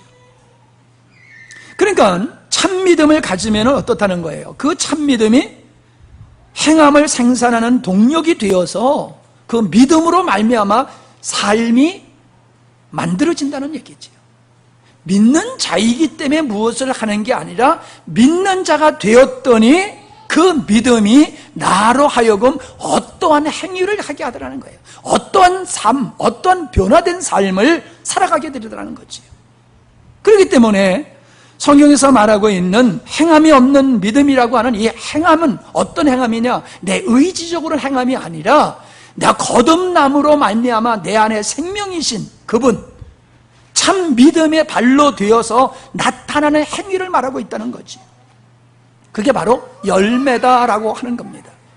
그런 열매가 있지 아니하다라고 하면은 그 사람은 믿음을 가진 자가 아니다라고 얘기를 하고 있습니다. 그래서 성령의 열매를 갈라디아서 5장에서 말씀하고 있지 않습니까? 근데 그 사랑과 화평과 오래 참음, 자비, 양성, 충성, 양성, 온유, 절제에 대한 이야기를 하시면서 22절에 뭐라고 말씀하시고 있냐 하면은 금지할 법이 없느니라. 금지할 수 없다는 거예요. 구원받은 하나님의 자녀에게 있어서는, 창세전에 의도하신 대로 구원받은 하나님의 백성에 있어서는 그 안에 하나님의 생명으로 말미암아 어떻다? 열매가 맺어질 수밖에 없다는 거예요. 봄이 되는데 꽃이 피는 거 막을 방법이 있습니까? 봄이 되는데 꽃이 피는 걸 막을 길이 없어요. 죽은 나무는 안 맺어지지만은요, 살아있는 나무에서는 반드시 움이 트고 꽃이 피지요. 그걸 어떻게 막습니까? 구원받은 백성에게 있어서는 그 믿음이, 그 생명이 발로 되어서 반드시 아름다움, 그리스도의 성품으로, 성령의 열매로 그리스도의 분량까지 이루는 자로 바뀌어지는 이 열매가 맺을 수밖에 없다는 거죠. 그래서 베드로후서 1장 4절에 보면은 그 신기한 방법으로 신의 성품에 참여하는 자가 되게 하셨다라고 말씀하고 있습니다. 우리를 그냥 구원하셨다라고 하는 얘기가 아니에요. 지옥 갈 자를 천국 가게 했다, 이게 아니에요. 신의 성품에 참여하는 자를 만들었다는 거예요. 예수 믿는 사람 어떤 사람? 구원받은 사람 어떤 사람? 신의 성품, 예수 그리스도의 성품을 닮아갈 수 있는 사람으로 거듭났다는 거예요. 우리가 예수님을 닮아갈 수 있는 것은 우리 노력으로 되는 게 아니라 우리 안에 그분의 생명이 있기 때문에 가능하다는 것이지요. 자녀가 부모님을 닮아가는 것은 노력이 아닙니다. 그냥 닮아갑니다. 왜요? 부모의 생명이 나에게 임했지 않습니까? 그 부모의 생명이 나에게 왔을 때 호흡이라고 하는 이 생물학적인 생명만이 아니라는 거지요. 아담이 범죄했을 때 아담 안에 있는 죄성이 자녀들에게 유전으로 물려가듯이 우리가 예수 그리스도 안으로 들어가서 그분으로 말미암아 거듭나게 되었을 때에는 우리 안에 있는 생명이신 예수 그리스도 안에 그 생명 안에 있는 성품이 우리에게도 전이가 됐다는 거예요. 여러분, 닭이 어떻게 웁니까? 닭이 어떻게 울어요? 개는 어떻게 울어요? 예. 아니, 그거 그렇게 울라고 그래서 그래요? 아, 난 닭이니까 꼭 끼워 해야 되겠다. 그냥 닭이는 그냥 소리만 내면 꼭 끼워 소리가 나는 거예요. 뭐, 꼭 끼워 하려고 그래서 그런 게 아니에요. 제가 늘 얘기하잖아요. 혓바닥이라고 내민다고. 뭔가 힘중히 하면 혓바닥 내밀어요. 우리 아들이 혓바닥 내밀어요. 우리 손녀딸들이 또 혓바닥 내밀어요. 희한해요. 가르쳐주지도 않는데 뭐 집중하면 혓바닥이 훅 나오는 거 보면 저 틀림없이 내 새끼다 저거. 짐승에게는 짐승의 DNA가 유전되는 거예요. 그러니까 짐승이 사람이 될 수가 없는 거죠. 예? 닭이 개 흉내낼 수 없고 개가 닭 흉내내고 말 흉내낼 수 없는 거죠. 마찬가지예요. 인간은 하나님을 닮아갈 수 없어요. 절대로 하나님 닮아갈 수 없어요. 인간은 인간이기 때문에. 그런데 그 인간에게 하나님의 생명이 부어지니 그 생명으로 말미암아 하나님의 DNA가, 거룩한 DNA가 우리에게 들어온 거예요. 예수 그리스도 안에 있는 그 생명의 DNA가 우리 안에 들어온 거예요. 그래서 새로운 역사가 일어나는 거예요. 싫던 것이 좋아지고 좋았던 것이 싫어지는 이 변화의 새로운 역사가 내가 하나님의 자녀니까 해가지고 변화되는 게 아니에요. 내가 하나님의 자녀로 바뀌어지니까, 거듭나니까는 내 안에 거듭나게 하신 그 생명에 의해서 되는 것이다라고 하는 것이죠. 그래서 거룩한 성향 뿐만 아니라 악한 성향이 우리에게 같이 존재하게 되어지는 거지요. 로마서 8장 3절로 4절을 보면요, 우리가 육신에 있을 때는 연약하여서 율법을 지킬 수 없다고 그랬어요. 로마서 8장 3절에 보면 율법이 육신으로 말미암아 연약하여 할 수 없는 그것을 하나님은 하시나니 어떻게 해요? 곧 죄로 인하여 자기 아들을 죄 있는 육신의 모양으로 보내어 육신의 의를 정하사 육신을 쫓지 않고 그 영을 쫓아 행하는 우리에게 율법의 요구를 이루어지게 하려 하십니다. 구원받기 전에는 율법을 절대로 못 지켰는데 구원받으니까는 그 안에 예수 그리스도의 생명에 의해서 율법을 지킬 수 있는 자가 되게 하더라라고 말씀하고 있는 거예요. 여러분, 우리의 인간의 의지로는 율법을 못 지켜요. 아니, 모세가 준 율법도 못 지키는데 주님이 주신 율법을 어떻게 지킵니까? 70번씩 7번 용서해라, 영원토록 용서하라는 것이요. 원수를 저주하지 말고 사랑하고 축복해줘라. 그걸 어떻게 합니까? 우린 못해요. 그런데 우리의 새로운 남편이신 예수 그리스도께서 우리 안에서 그 율법을 지키시고 그 율법을 지키심을 우리가 했다라고 하실 뿐만 아니라 실질적으로 그분의 생명이 우리를 통하여 그러한 하나님의 말씀을 실현하도록 하신다는 거예요. 그래서 제가 말하는 건요, 그리스도로 말미암아 살아간다는 얘기는 다른 얘기로 말하면 그리스도를 사는 자가 된다는 거예요.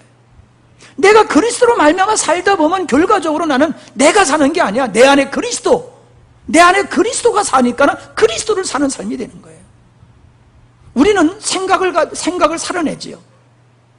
우리의 생각, 소원을 살아낸단 말이에요. 진짜 나는 누구예요? 인간의 진짜 자아는 주님이에요. 내가 주인이 아니에요.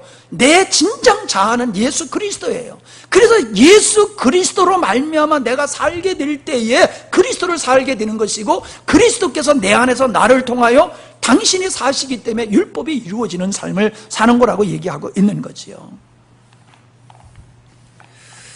우리는 분명하게 그게 이러지요. 사람들이 예수님을 닮아간다. 그 말도 안 된다. 어떻게 우리가 하나님을 닮아가느냐. 맞아요. 안 돼요. 근데 안 되는 것만 보고 안 된다고 그러면 안 돼요.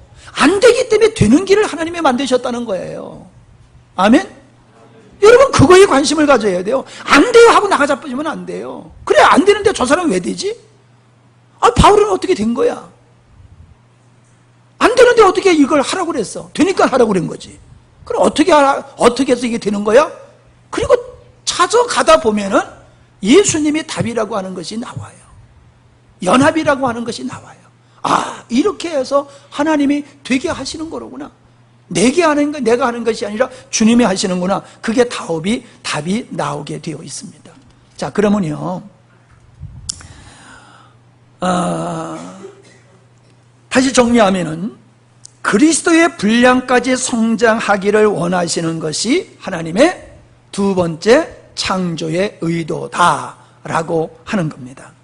그래서 신앙의 목적이 성공이나 출세나 번영이나 건강이나 자기 만족에 있다면 그것은 인본주의나 기복주의 신앙이 될 것이지요. 죄의 문제를 인간 스스로 해결할 수 없듯이 우리 주님을 닮아가는 문제도 사람의 노력으로 되는 것이 아니라 하나님의 은혜로 되는 거예요. 그래서 구원이 십자가로 이루어진 것 같이 성숙함도 그리스도의 영으로 되어지는 거라는 거예요. 그리스도의 영. 구원은 그리스도의 피로 되어졌다라고 하면은 그리스도를 닮아가는 이 문제는 부활하신 예수 그리스도의 영과 연합돼서 되는 것이라는 거예요. 그렇기 때문에 구원도 은혜고 성숙도 은혜로 되어지는 것이다 라고 하는 겁니다.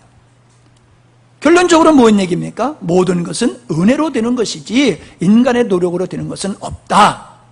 그래서 오직 의인은 믿음으로 산다라고 하는 것은 자신을 부정하고 예수 그리스도께서 우리를 위해서 이루신 일과 우리 안에서 그 일을 이루어 가시는 그분을 의지하고 살아가는 것이다 라고 하는 겁니다.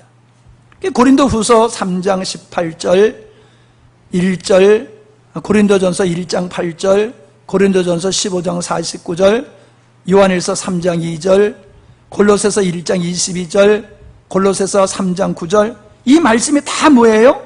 거기 보면은 예수 그리스도께서 이 땅에 오실 때 우리가 흠도 없고 책망할 것도 없는 그런 존재로 변화되어서 그분 앞에 서게 될 것이다 라고 하는 것을 말씀해주고 있어요.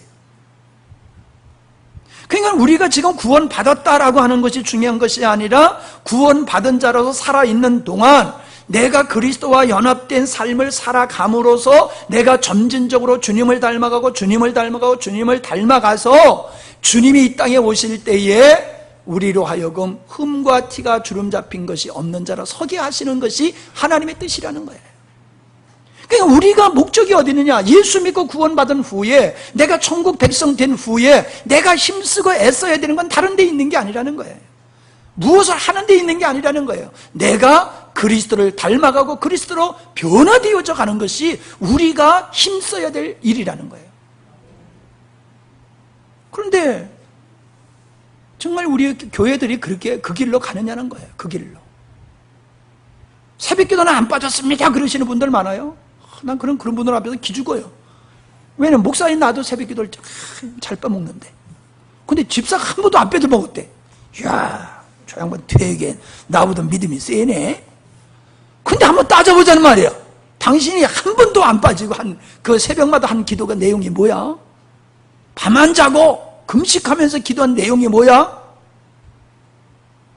자기를 위해서, 자기 목적, 자기 출세, 자기 만족, 자기 사랑, 자기 실현, 그걸 위해서 한 번도 안 빠지고 철야 금식 기도했다라고 하면은 그게 무슨 가치가 있는 거예요? 주님이 우리를 구원하시고 그러잖아요. 어떤 놈이 새벽 기도 만들어가지고 이렇게 힘들게 하냐고. 목사님들 그런다는 새벽 기도만 아니면 목회할 것 같은데, 이 새벽 기도 때문에 나 목회 못 되겠네. 어떤 놈이 새벽 기도 맞는지 모르겠다고 그러니까, 예수님이 하신 거야. 뭐 그런다고요. 여러분,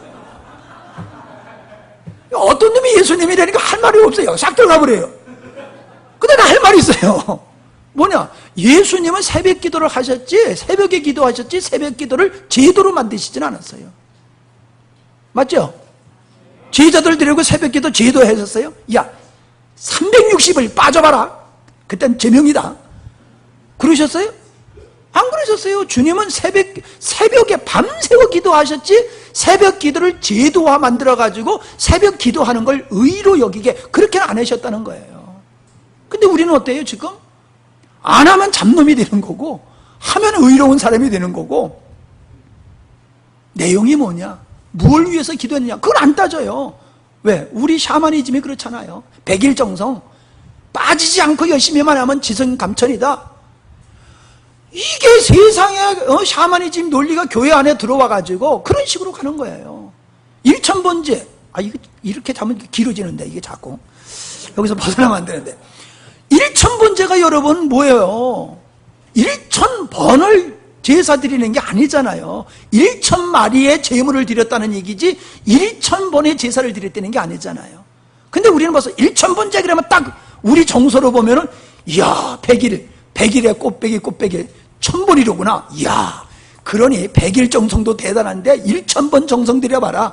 하나님 감동 안 받고 되겠느냐? 그래가지고 1000번을 그냥 맨날 또 할 때마다 돈 1000원씩, 그것도 더러워서. 하나님 그래 1000원 받고 감동 받으시겠어?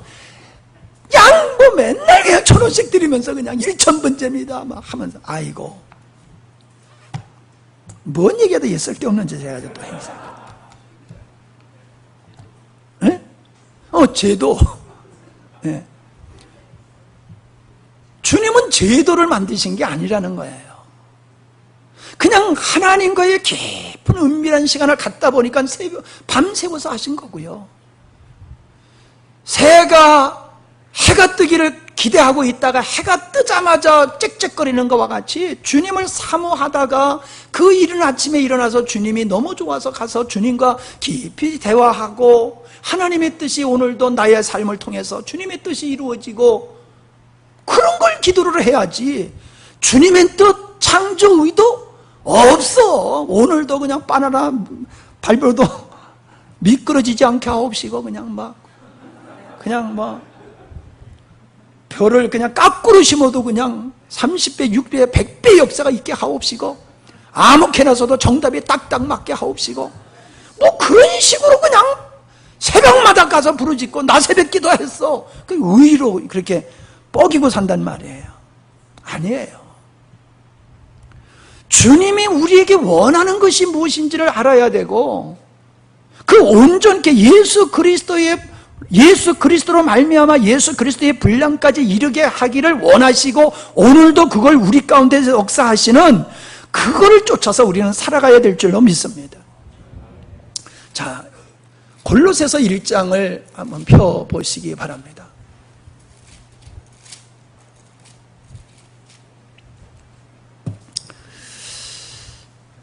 자, 골로새서 1장 다 읽을 수 없지만은요, 자, 9절을 보면요, 이로써 우리도 듣던 날부터 너희를 위하여 기도하기를 그치지 아니하고,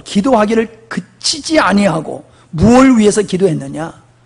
너희로 하여금 모든 신령한 지혜와 총명의 하나님의 뜻을 아는 것으로 채워지고, 하나님의 뜻, 창조의 의도를 아는 것으로 네가 그런 사람이 되기를 원한다는 거예요. 예수를 믿는다, 하나님을 믿는다고 하면서 하나님의 목적도 모르고 하나님의 뜻도 모르고 열심만 하면 된다, 그런 무식한 신앙생활을 하지 말라는 거예요. 하나님을 아는 것으로 채우기를 원하고, 주께 합당히 행하여, 그 다음에 뭐예요? 범사에 기쁘시게 하고, 우리가 살아가는 생각과 마음이 하나님 보시기에 기쁘시게 하고, 또 모든 선한 일을 열매를 맺게 하시며 하나님을 아는 것에 자라게 하시고. 뭔 얘기입니까? 바울의 기도가 뭔지를 생각해 보세요. 그는 지금 우리들의 관심거리를 위해서 기도하고 계시지 않잖아요. 아까 읽었던 에베소서 1장 17절로 19절의 말씀을 보더라도 그 바울이 기도하는 것은 우리의 관심사와 다르다는 거예요. 우리의 관심사와. 22절을 보면요, 이제는 그의 육체의 죽으시는 말미암아 화목하게 하사 너희를 거룩하게 하고 흠없고 책망할 것이 없는 자로 그 앞에 세우고자 하셨으니, 이게 하나님의 뜻이에요. 28절, 우리가 그를 전파하여 각 사람을 구원하고 모든 지혜로 각 사람을 가르침은, 구원하고 가르치는 목적이 어디 있느냐? 여러분이 왜 이렇게 앉아 계세요? 제가 여기 앉아서 왜 떠들고 있어요? 각 사람으로 그리스도 안에서 어떤 자? 완전한 자로 세우려 함이라. 바울의 얘기예요. 지금 저도 그렇고 여러분도 그렇고 온전한 자가 되기를 원하는 목적으로 여기 앉아 계시면요, 들려요, 보여요. 그런데 다른 데 목적이 있으면요, 빨리 가세요. 예. 다른 데 목적을 가지고 오신 분이 계시면 가세요. 전혀 재미없어요. 25절, 바울 자신이 그리스도의 일꾼으로 사명자로 부름을 받았다고 얘기를 하고 있죠. 그래서 자신을 종이라고 얘기를 하고 있어요. 근데 일꾼으로, 종으로서 자기가 해야 할 일이 뭐냐라고 하는 걸 얘기하고 있는데, 성도를 온전케 합니다. 26절, 성도를 온전케 하시려는 뜻이 만세와 만대로부터 숨겨졌던 것이다. 그래서 비밀스러운 것이라고 얘기를 했죠. 비밀이라고. 27절에 뭐라고 얘기를 하겠어요? 온전케 됨을 이루시는 일을 경륜이라고 하며 그것을 그리스도를 통해 이루어 가시는데 이것을 신비함이라고 얘기를 하고 있어요. 29절에서는 너의 자녀를 온전케 하시는 일을 그리스도를 통해서 그것을 이루어가고 계심을 말씀해주고 있지요. 제자들이 예수님께 하나님을 보여달라고 그랬더니 나를 본 자는 아버지를 본 자다라고 말씀하셨어요. 그러니까 뭔 얘기입니까? 아버지를 예수님이 이 땅에서 사는 날 동안 보여주셨다는 거예요. 어떻게 보여주세요? 예수님이 안에 하나님이 계셨기 때문에 그 자기 안에 계신 예수님을 보여줄 수 있었다는 거예요. 무슨 얘기입니까? 오늘 우리들은 누구예요? 예수 그리스도 안에 있는 자들이에요. 주님이 우리 안에 있어요. 예수님 안에 하나님에 계시듯이 우리 안에 하나님에 계세요. 그래서 우리는 예수 그리스도를 세상에 보여주는 자가 되는 거예요. 그게 성도예요. 예수님이 당신 안에 있는 하나님을 보여줬잖아요. 내가 아버지를 보여줬잖아. 그게 그냥 그 얘기가 아니에요. 야, 너희 안에 누가 있어? 내가 있지. 나를 보여줘. 나를 드러내. 세상에 나를 보여줘. 그게 그리스도의 증인이에요. 말로 하는 증인이 아니에요. 그리스도의 향기다, 그리스도의 편지다 뭐예요? 그 안에 예수님이 있기 때문에 그리스도의 향기가 되고 그리스도의 편지가 되는 거잖아요. 세상에 예수님을 보여주고 나타낼 수 있는 사람은 누구예요? 믿는 자가 아니에요. 그 안에 예수가 있는 사람이에요. 그 예수가 나는 죽고 그리스도로 사니까는 그리스도가 드러나게 나타나게 되는 거예요. 그게 행함이에요. 그게 행함이에요. 그게 열매예요. 그게 온전한 자예요. 주님이 아버지와 하나됨을 통해서 하나님을 보여줬듯이 우리도 주님과 하나 되어서 그리스도를 세상에 보여주는 자가 됐다. 그래서 고린도후서 4장 4절에 그리스도는 하나님의 형상이다. 1장 15절에 그는 보이지 아니하시는 하나님의 형상이다. 요한복음 10장 30절에 나와 아버지는 하나이다. 우리는 그리스도의 영으로 하나 된 자라고 성경에서 말씀하고 있잖아요. 우리는 좀 전에도 말씀드렸지만 내 안에 무엇이 있느냐에 따라서 살게 되어 있고 내 안에 있는 게 나타나지요. 여러분, 기쁘면 얼굴이 밝아지잖아요. 마음의 슬픔이 있으면 얼굴이 어때요? 찌그러지잖아요. 일그러지잖아요. 아이, 참. 왜 그럴까요? 신비한 거잖아요. 예? 성질 날 때 웃는 사람 봤어요? 하나님이 그렇게 만들었어요. 그러니까, 우리 안에 예수님이 있어서 그 예수님으로 살면요, 그 예수님 때문에 우리는 범사에 감사하고 항상 기뻐할 수 있는 겁니다. 난 예수 믿는 사람이니까 해야 돼, 이게 아니에요. 그분 때문에 나는 고난과 역경과 어려운 일을 당해도 그분 때문에 우리는 감사하고 기뻐할 수 있는 것이다 라고 하는 것이죠. 첫사람 아담은 하나님의 온전한 형상이 되지 못했지만 둘째 아들이신 예수 그리스도를 통해서 하나님을 완전히 표현하게 되었다. 예수 그리스도께서 하나님과 하나 되신과 같이 우리도 그리스도와 연합해서 하나님의 형상을 회복하고 완성되어져 가는 것이다. 우리는 이 길을 걸어가는 게 성도의 길이에요. 믿음의 길은 이 길이에요. 이 길은 누구에게 보여지느냐?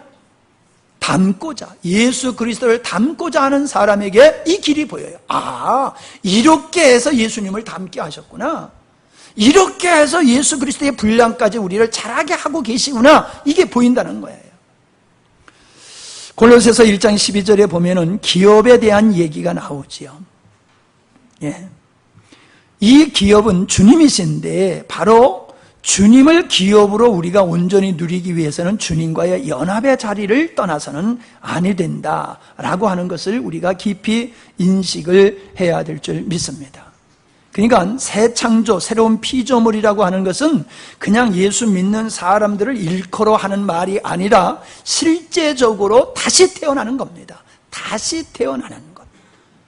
그냥 절에 다니다가 교회 다니는 이런 차원이 아니에요. 속사람이 바뀌어지는 거예요. 내가 주인된 삶에서 주님이 주인되고 내 생명으로 살던 자리에서 그리스도의 생명으로 사는 완전히, 그래서 아담에 속한 것이 끝나는 게 십자가고 예수 그리스도의 생명에 참여하는 것이 부활의 역사예요. 잘 들으세요. 첫 아담 안에서는 우린 저주가 내려옵니다. 아담에 속한 저주가 내려와요.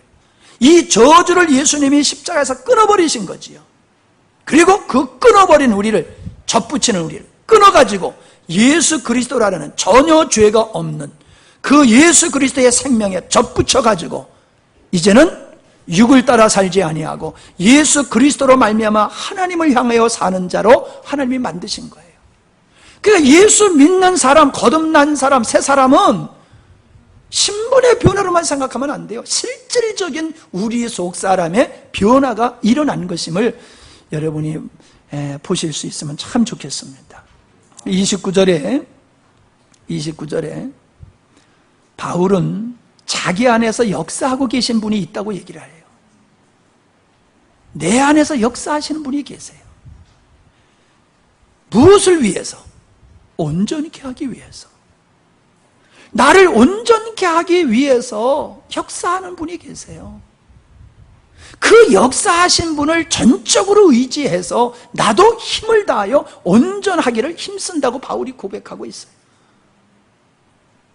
우리가 이렇게 살아가야 됩니다. 시골에서는 그런 게 별로 없지만 도시에서는 특세를 잘하죠. 특세.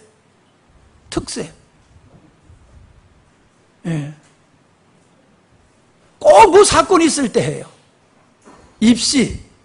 입시철 되면 특세를 해요.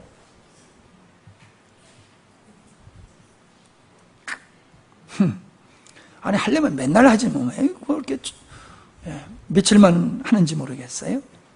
근데 여러분, 주님을 닮아가기 위해서 특세를 한다면 얼마나 멋지겠어요. 그죠? 이번에 특세는 우리가 주님을 닮아가는데 목적을 두고 하는 겁니다.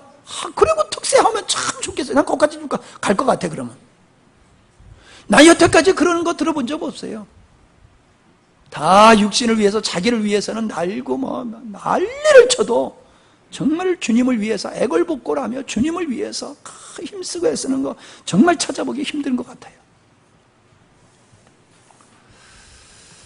새가 하늘을 나르는 때에 날개짓을 하고 나르지만은 바람이 없으면은 새가 날개짓을 해봤대서 소용없습니다. 날개짓을 하는 건 바람이 있기 때문에 날 수 있는 거예요. 날개짓만 한다고 날을 수 있는 게 아니에요.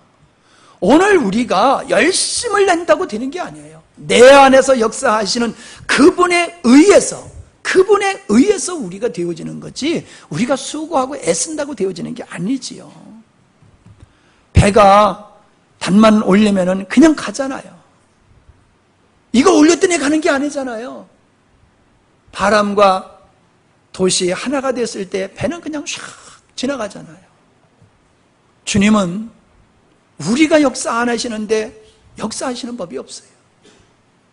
우리가 하나님의 거룩한 뜻을 온전하기를 원하시는 일을 위해서 우리가 힘쓸 때에 우리 안에서 역사하시는 그분이 우리를 온전케 하시는 줄로 믿습니다. 그게 뭐 돈 됩니까?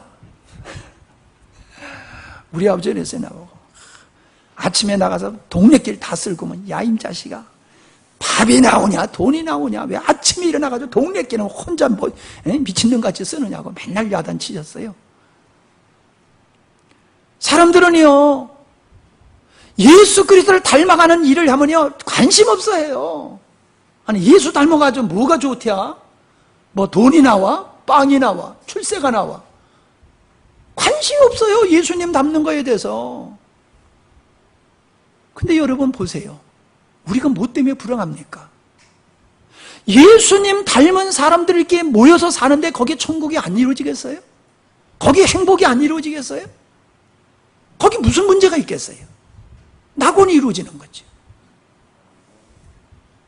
우리가 불행한 것은 우리가 나를 위해서 살고 육체의 것을 위해서 살기 때문에 부부지간에도 가족지간에도 싸우는 거예요. 우리가 주님을 닮아가는 걸 가면 갈수록이요, 우리는 화평할 수밖에 없어요.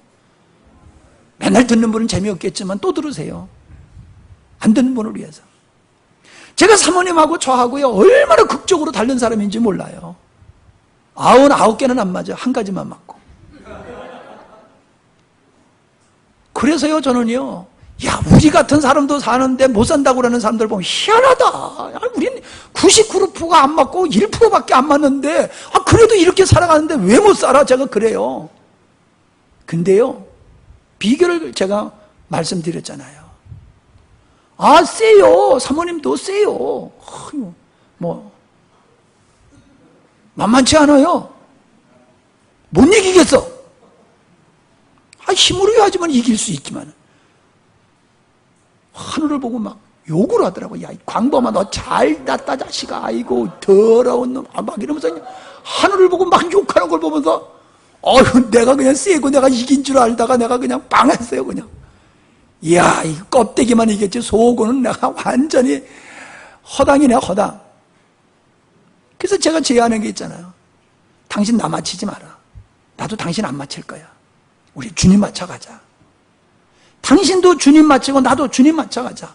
그래서 우리가 주님께 서로 가깝다 보면 당신도 나하고 가까워질 거야. 그래서 우리가 하나가 됐어요. 놀렐루야. 에? 뭔 얘기하다가 또 예.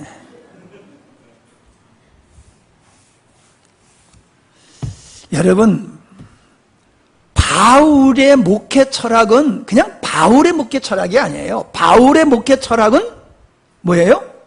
주님이 원하시는 것을 그의 목회 철학으로 삼은 거예요. 그러니까 그냥 바울이라는 개인의 어떤 그 사상과 철학을 본받으라는 얘기가 아니라 바울이 주장한 것은 주님의 뜻이에요. 아멘? 우리 교회 이름이 왜 영광스러운 교회입니까? 주님이 영광스러운 교회를 원하시더라고요. 그래서 나는 영광스러운 교회를 목회해야 되겠구나. 교회를 영광스러운 교회로 섬겨가야 되겠구나. 그래서 그냥 교회 이름을 영광스러운 교회로 정한 거란 말이에요. 제가 정한 게 아니에요. 성경에서 교회는 영광스러워야 돼 라고 했기 때문에 그냥 그걸 정한 거예요. 우리는 그냥 바울의 철학, 바울의 신앙, 바울의 목회를 아주 자꾸 바울이 국한시키는데 아니라는 거예요. 바울이 원하는 건 주님이 원하는 걸 다시 한번 기억하시기 바랍니다. 그래서 우리가 계시록에 가면은 어떤 사람이 나오냐 하면은 흰옷 입은 자가 나옵니다. 흰옷 입은 자. 그 흰옷 입은 자가 어떤 사람이냐 하면은 옷을 더럽히지 않은 사람이다 라고 얘기를 하고 있거든요. 옷을 더럽히지 않은 사람. 그리고 여자로 더불어 계시록 14장 4절에 보니까 여자로 더불어 더럽히지 아니하고 정절이 있는 자라 어린 양이 어디로 인도하든지 따라가는 자며 사람 가운데서 구속을 받아 처음 익은 열매로 하나님과 어린 양에게 속한 자들이니 그의 입에 거짓말이 없고 흠이 없는 자더라 라고 얘기를 하고 있지요. 계시록 20장 4절 시작.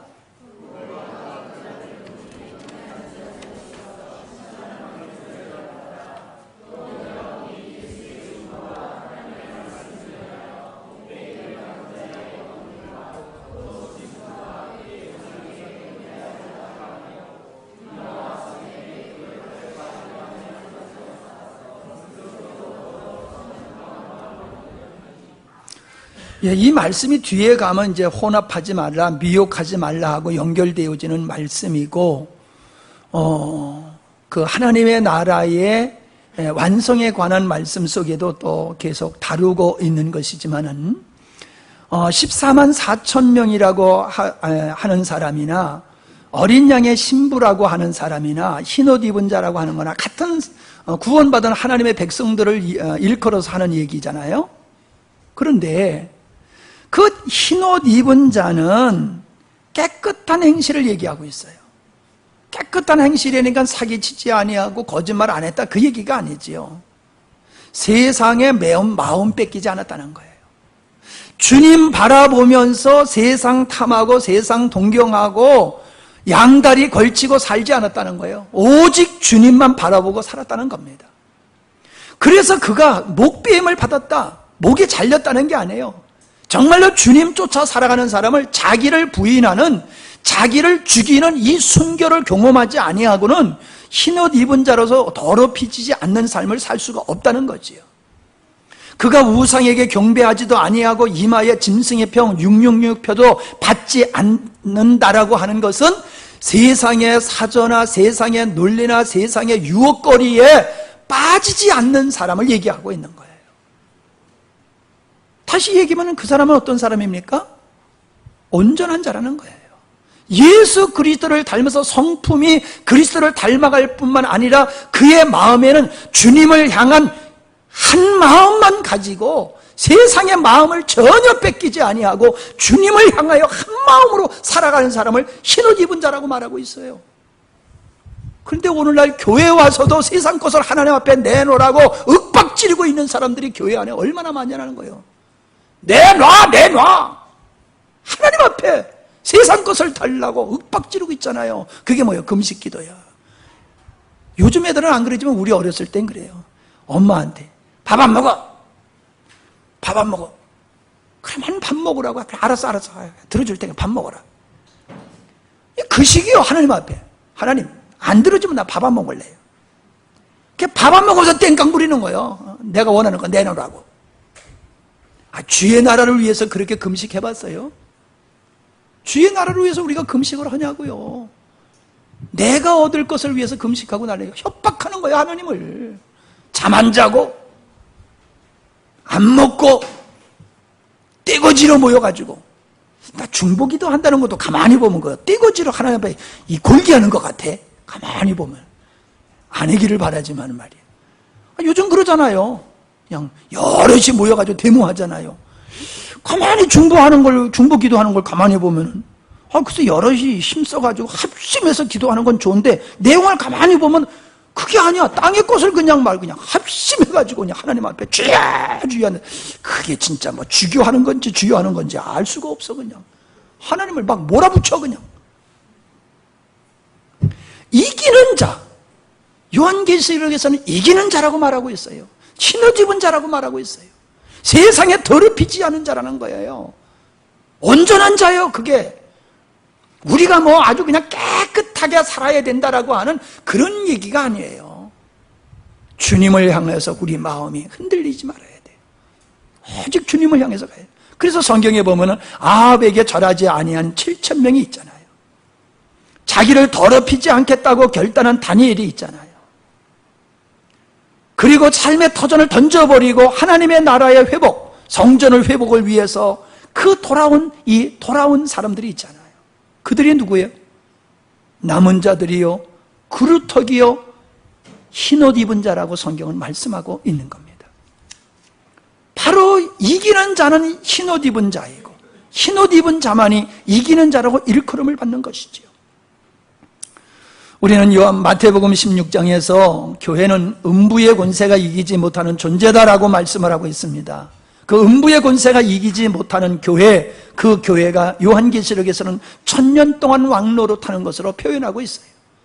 교회 시대, 주님이 이 땅에 오셔서 교회를 세우시고 주님이 오실 때까지의 그 교회 시대를 1000년으로 보는 거예요. 그 교회 시대 속에서 하나님의 백성들은, 하나님의 생명을 가진 자들은 바로 하늘의 왕권을 가지고 세상을 정복하고 세상을 이기는 삶을 살아가면서 자기를 더럽히지 아니하고 흰옷 입은 자로 살아가는 것, 그것이 바로 하나님의 나라 창조의 목적을 이루는 것이다 라고 하는 것을 우리가 볼 수 있습니다. 우리는 창조의 의도가 그리스도를 닮아가는 것이고 흰옷 입은 자이며 그들을 가리켜서 이긴 자라고 표현하고 있고, 그들이 천년왕국 시대 속에서 왕같은 제사장의 삶을 살 수 있음을 말씀해 주고 있습니다. 그러니까 천년왕국은 앞으로 올 거라고 보시는 분들도 계시지만은 성도가 이 땅에서 예수 그리스도의 생명으로 살아가는 성도의 삶이 바로 천국 왕국에서 왕같은 제사장과 같은 그런 삶을 살고 있는 것을 말씀해 주고 있는 거예요. 그러니까 예수 믿고 구원받았다라고 하면 구원받은 자의 삶은 왕같은 삶을 살아가는 거라는 거예요. 왕같은 삶. 세상을 정복하고 세상을 다스리고 죄를 이기고 마귀를 멸하며 하나님의 나라를 이 땅에 세워나가는 이 삶이 성도의 삶이다라고 말하고 있는 겁니다. 여러분이 하나님의 나라를 세워가는 삶을 살고 계십니까? 오직 내 나라를 건설하는데, 내 나라를 더 넓히는데 우리는 거기 혈안되어 있잖아요. 하나님의 나라를 건강하게 세워나가고 하나님의 나라가 더 확장되도록 전도하고 그 영혼들을 세워서 하나님의 나라를 견고하게 만들어가는 일에 우리가 힘써야 되잖아요. 오늘 성도들이 다 그런 일에 힘써 보십시오. 교회가 교회답지 않을 교회가 어디 있겠습니까? 목적을 단대뒀단 말이에요. 목회자가 목적을 잘못 둬도 문제고, 장로님의 목적을 잘못 둬도 문제고, 구역장의 목적을 잘못 둬도 문제고, 온전하신 예수 그리스도와 같이 너희가 온전하라고 하는 이러한 일에 우리가 목적을 두면요, 남의 일에 간섭할 수가 없어요. 내 코가 석자인데 뭐 남의 일에 감나라 꽃감나라 그럽니까? 바빠요. 죽기 전까지 예수님 닮아가는 일에 열심히 사느라고 바빠요. 어디 그렇게 한가하게 삽니까? 이러한 것을 우리가 분명하게 해야 될 줄 믿습니다. 신속하게 이거를 그만하십시다. 3장 창조의 의도와 조감도는 내일 아침에 하고 이어서 죄가 무엇이냐로 넘어가도록 그렇게 하도록 하겠습니다. 자, 이 시간에는 우리가 좀 기도하는 시간을 갖기를 원합니다.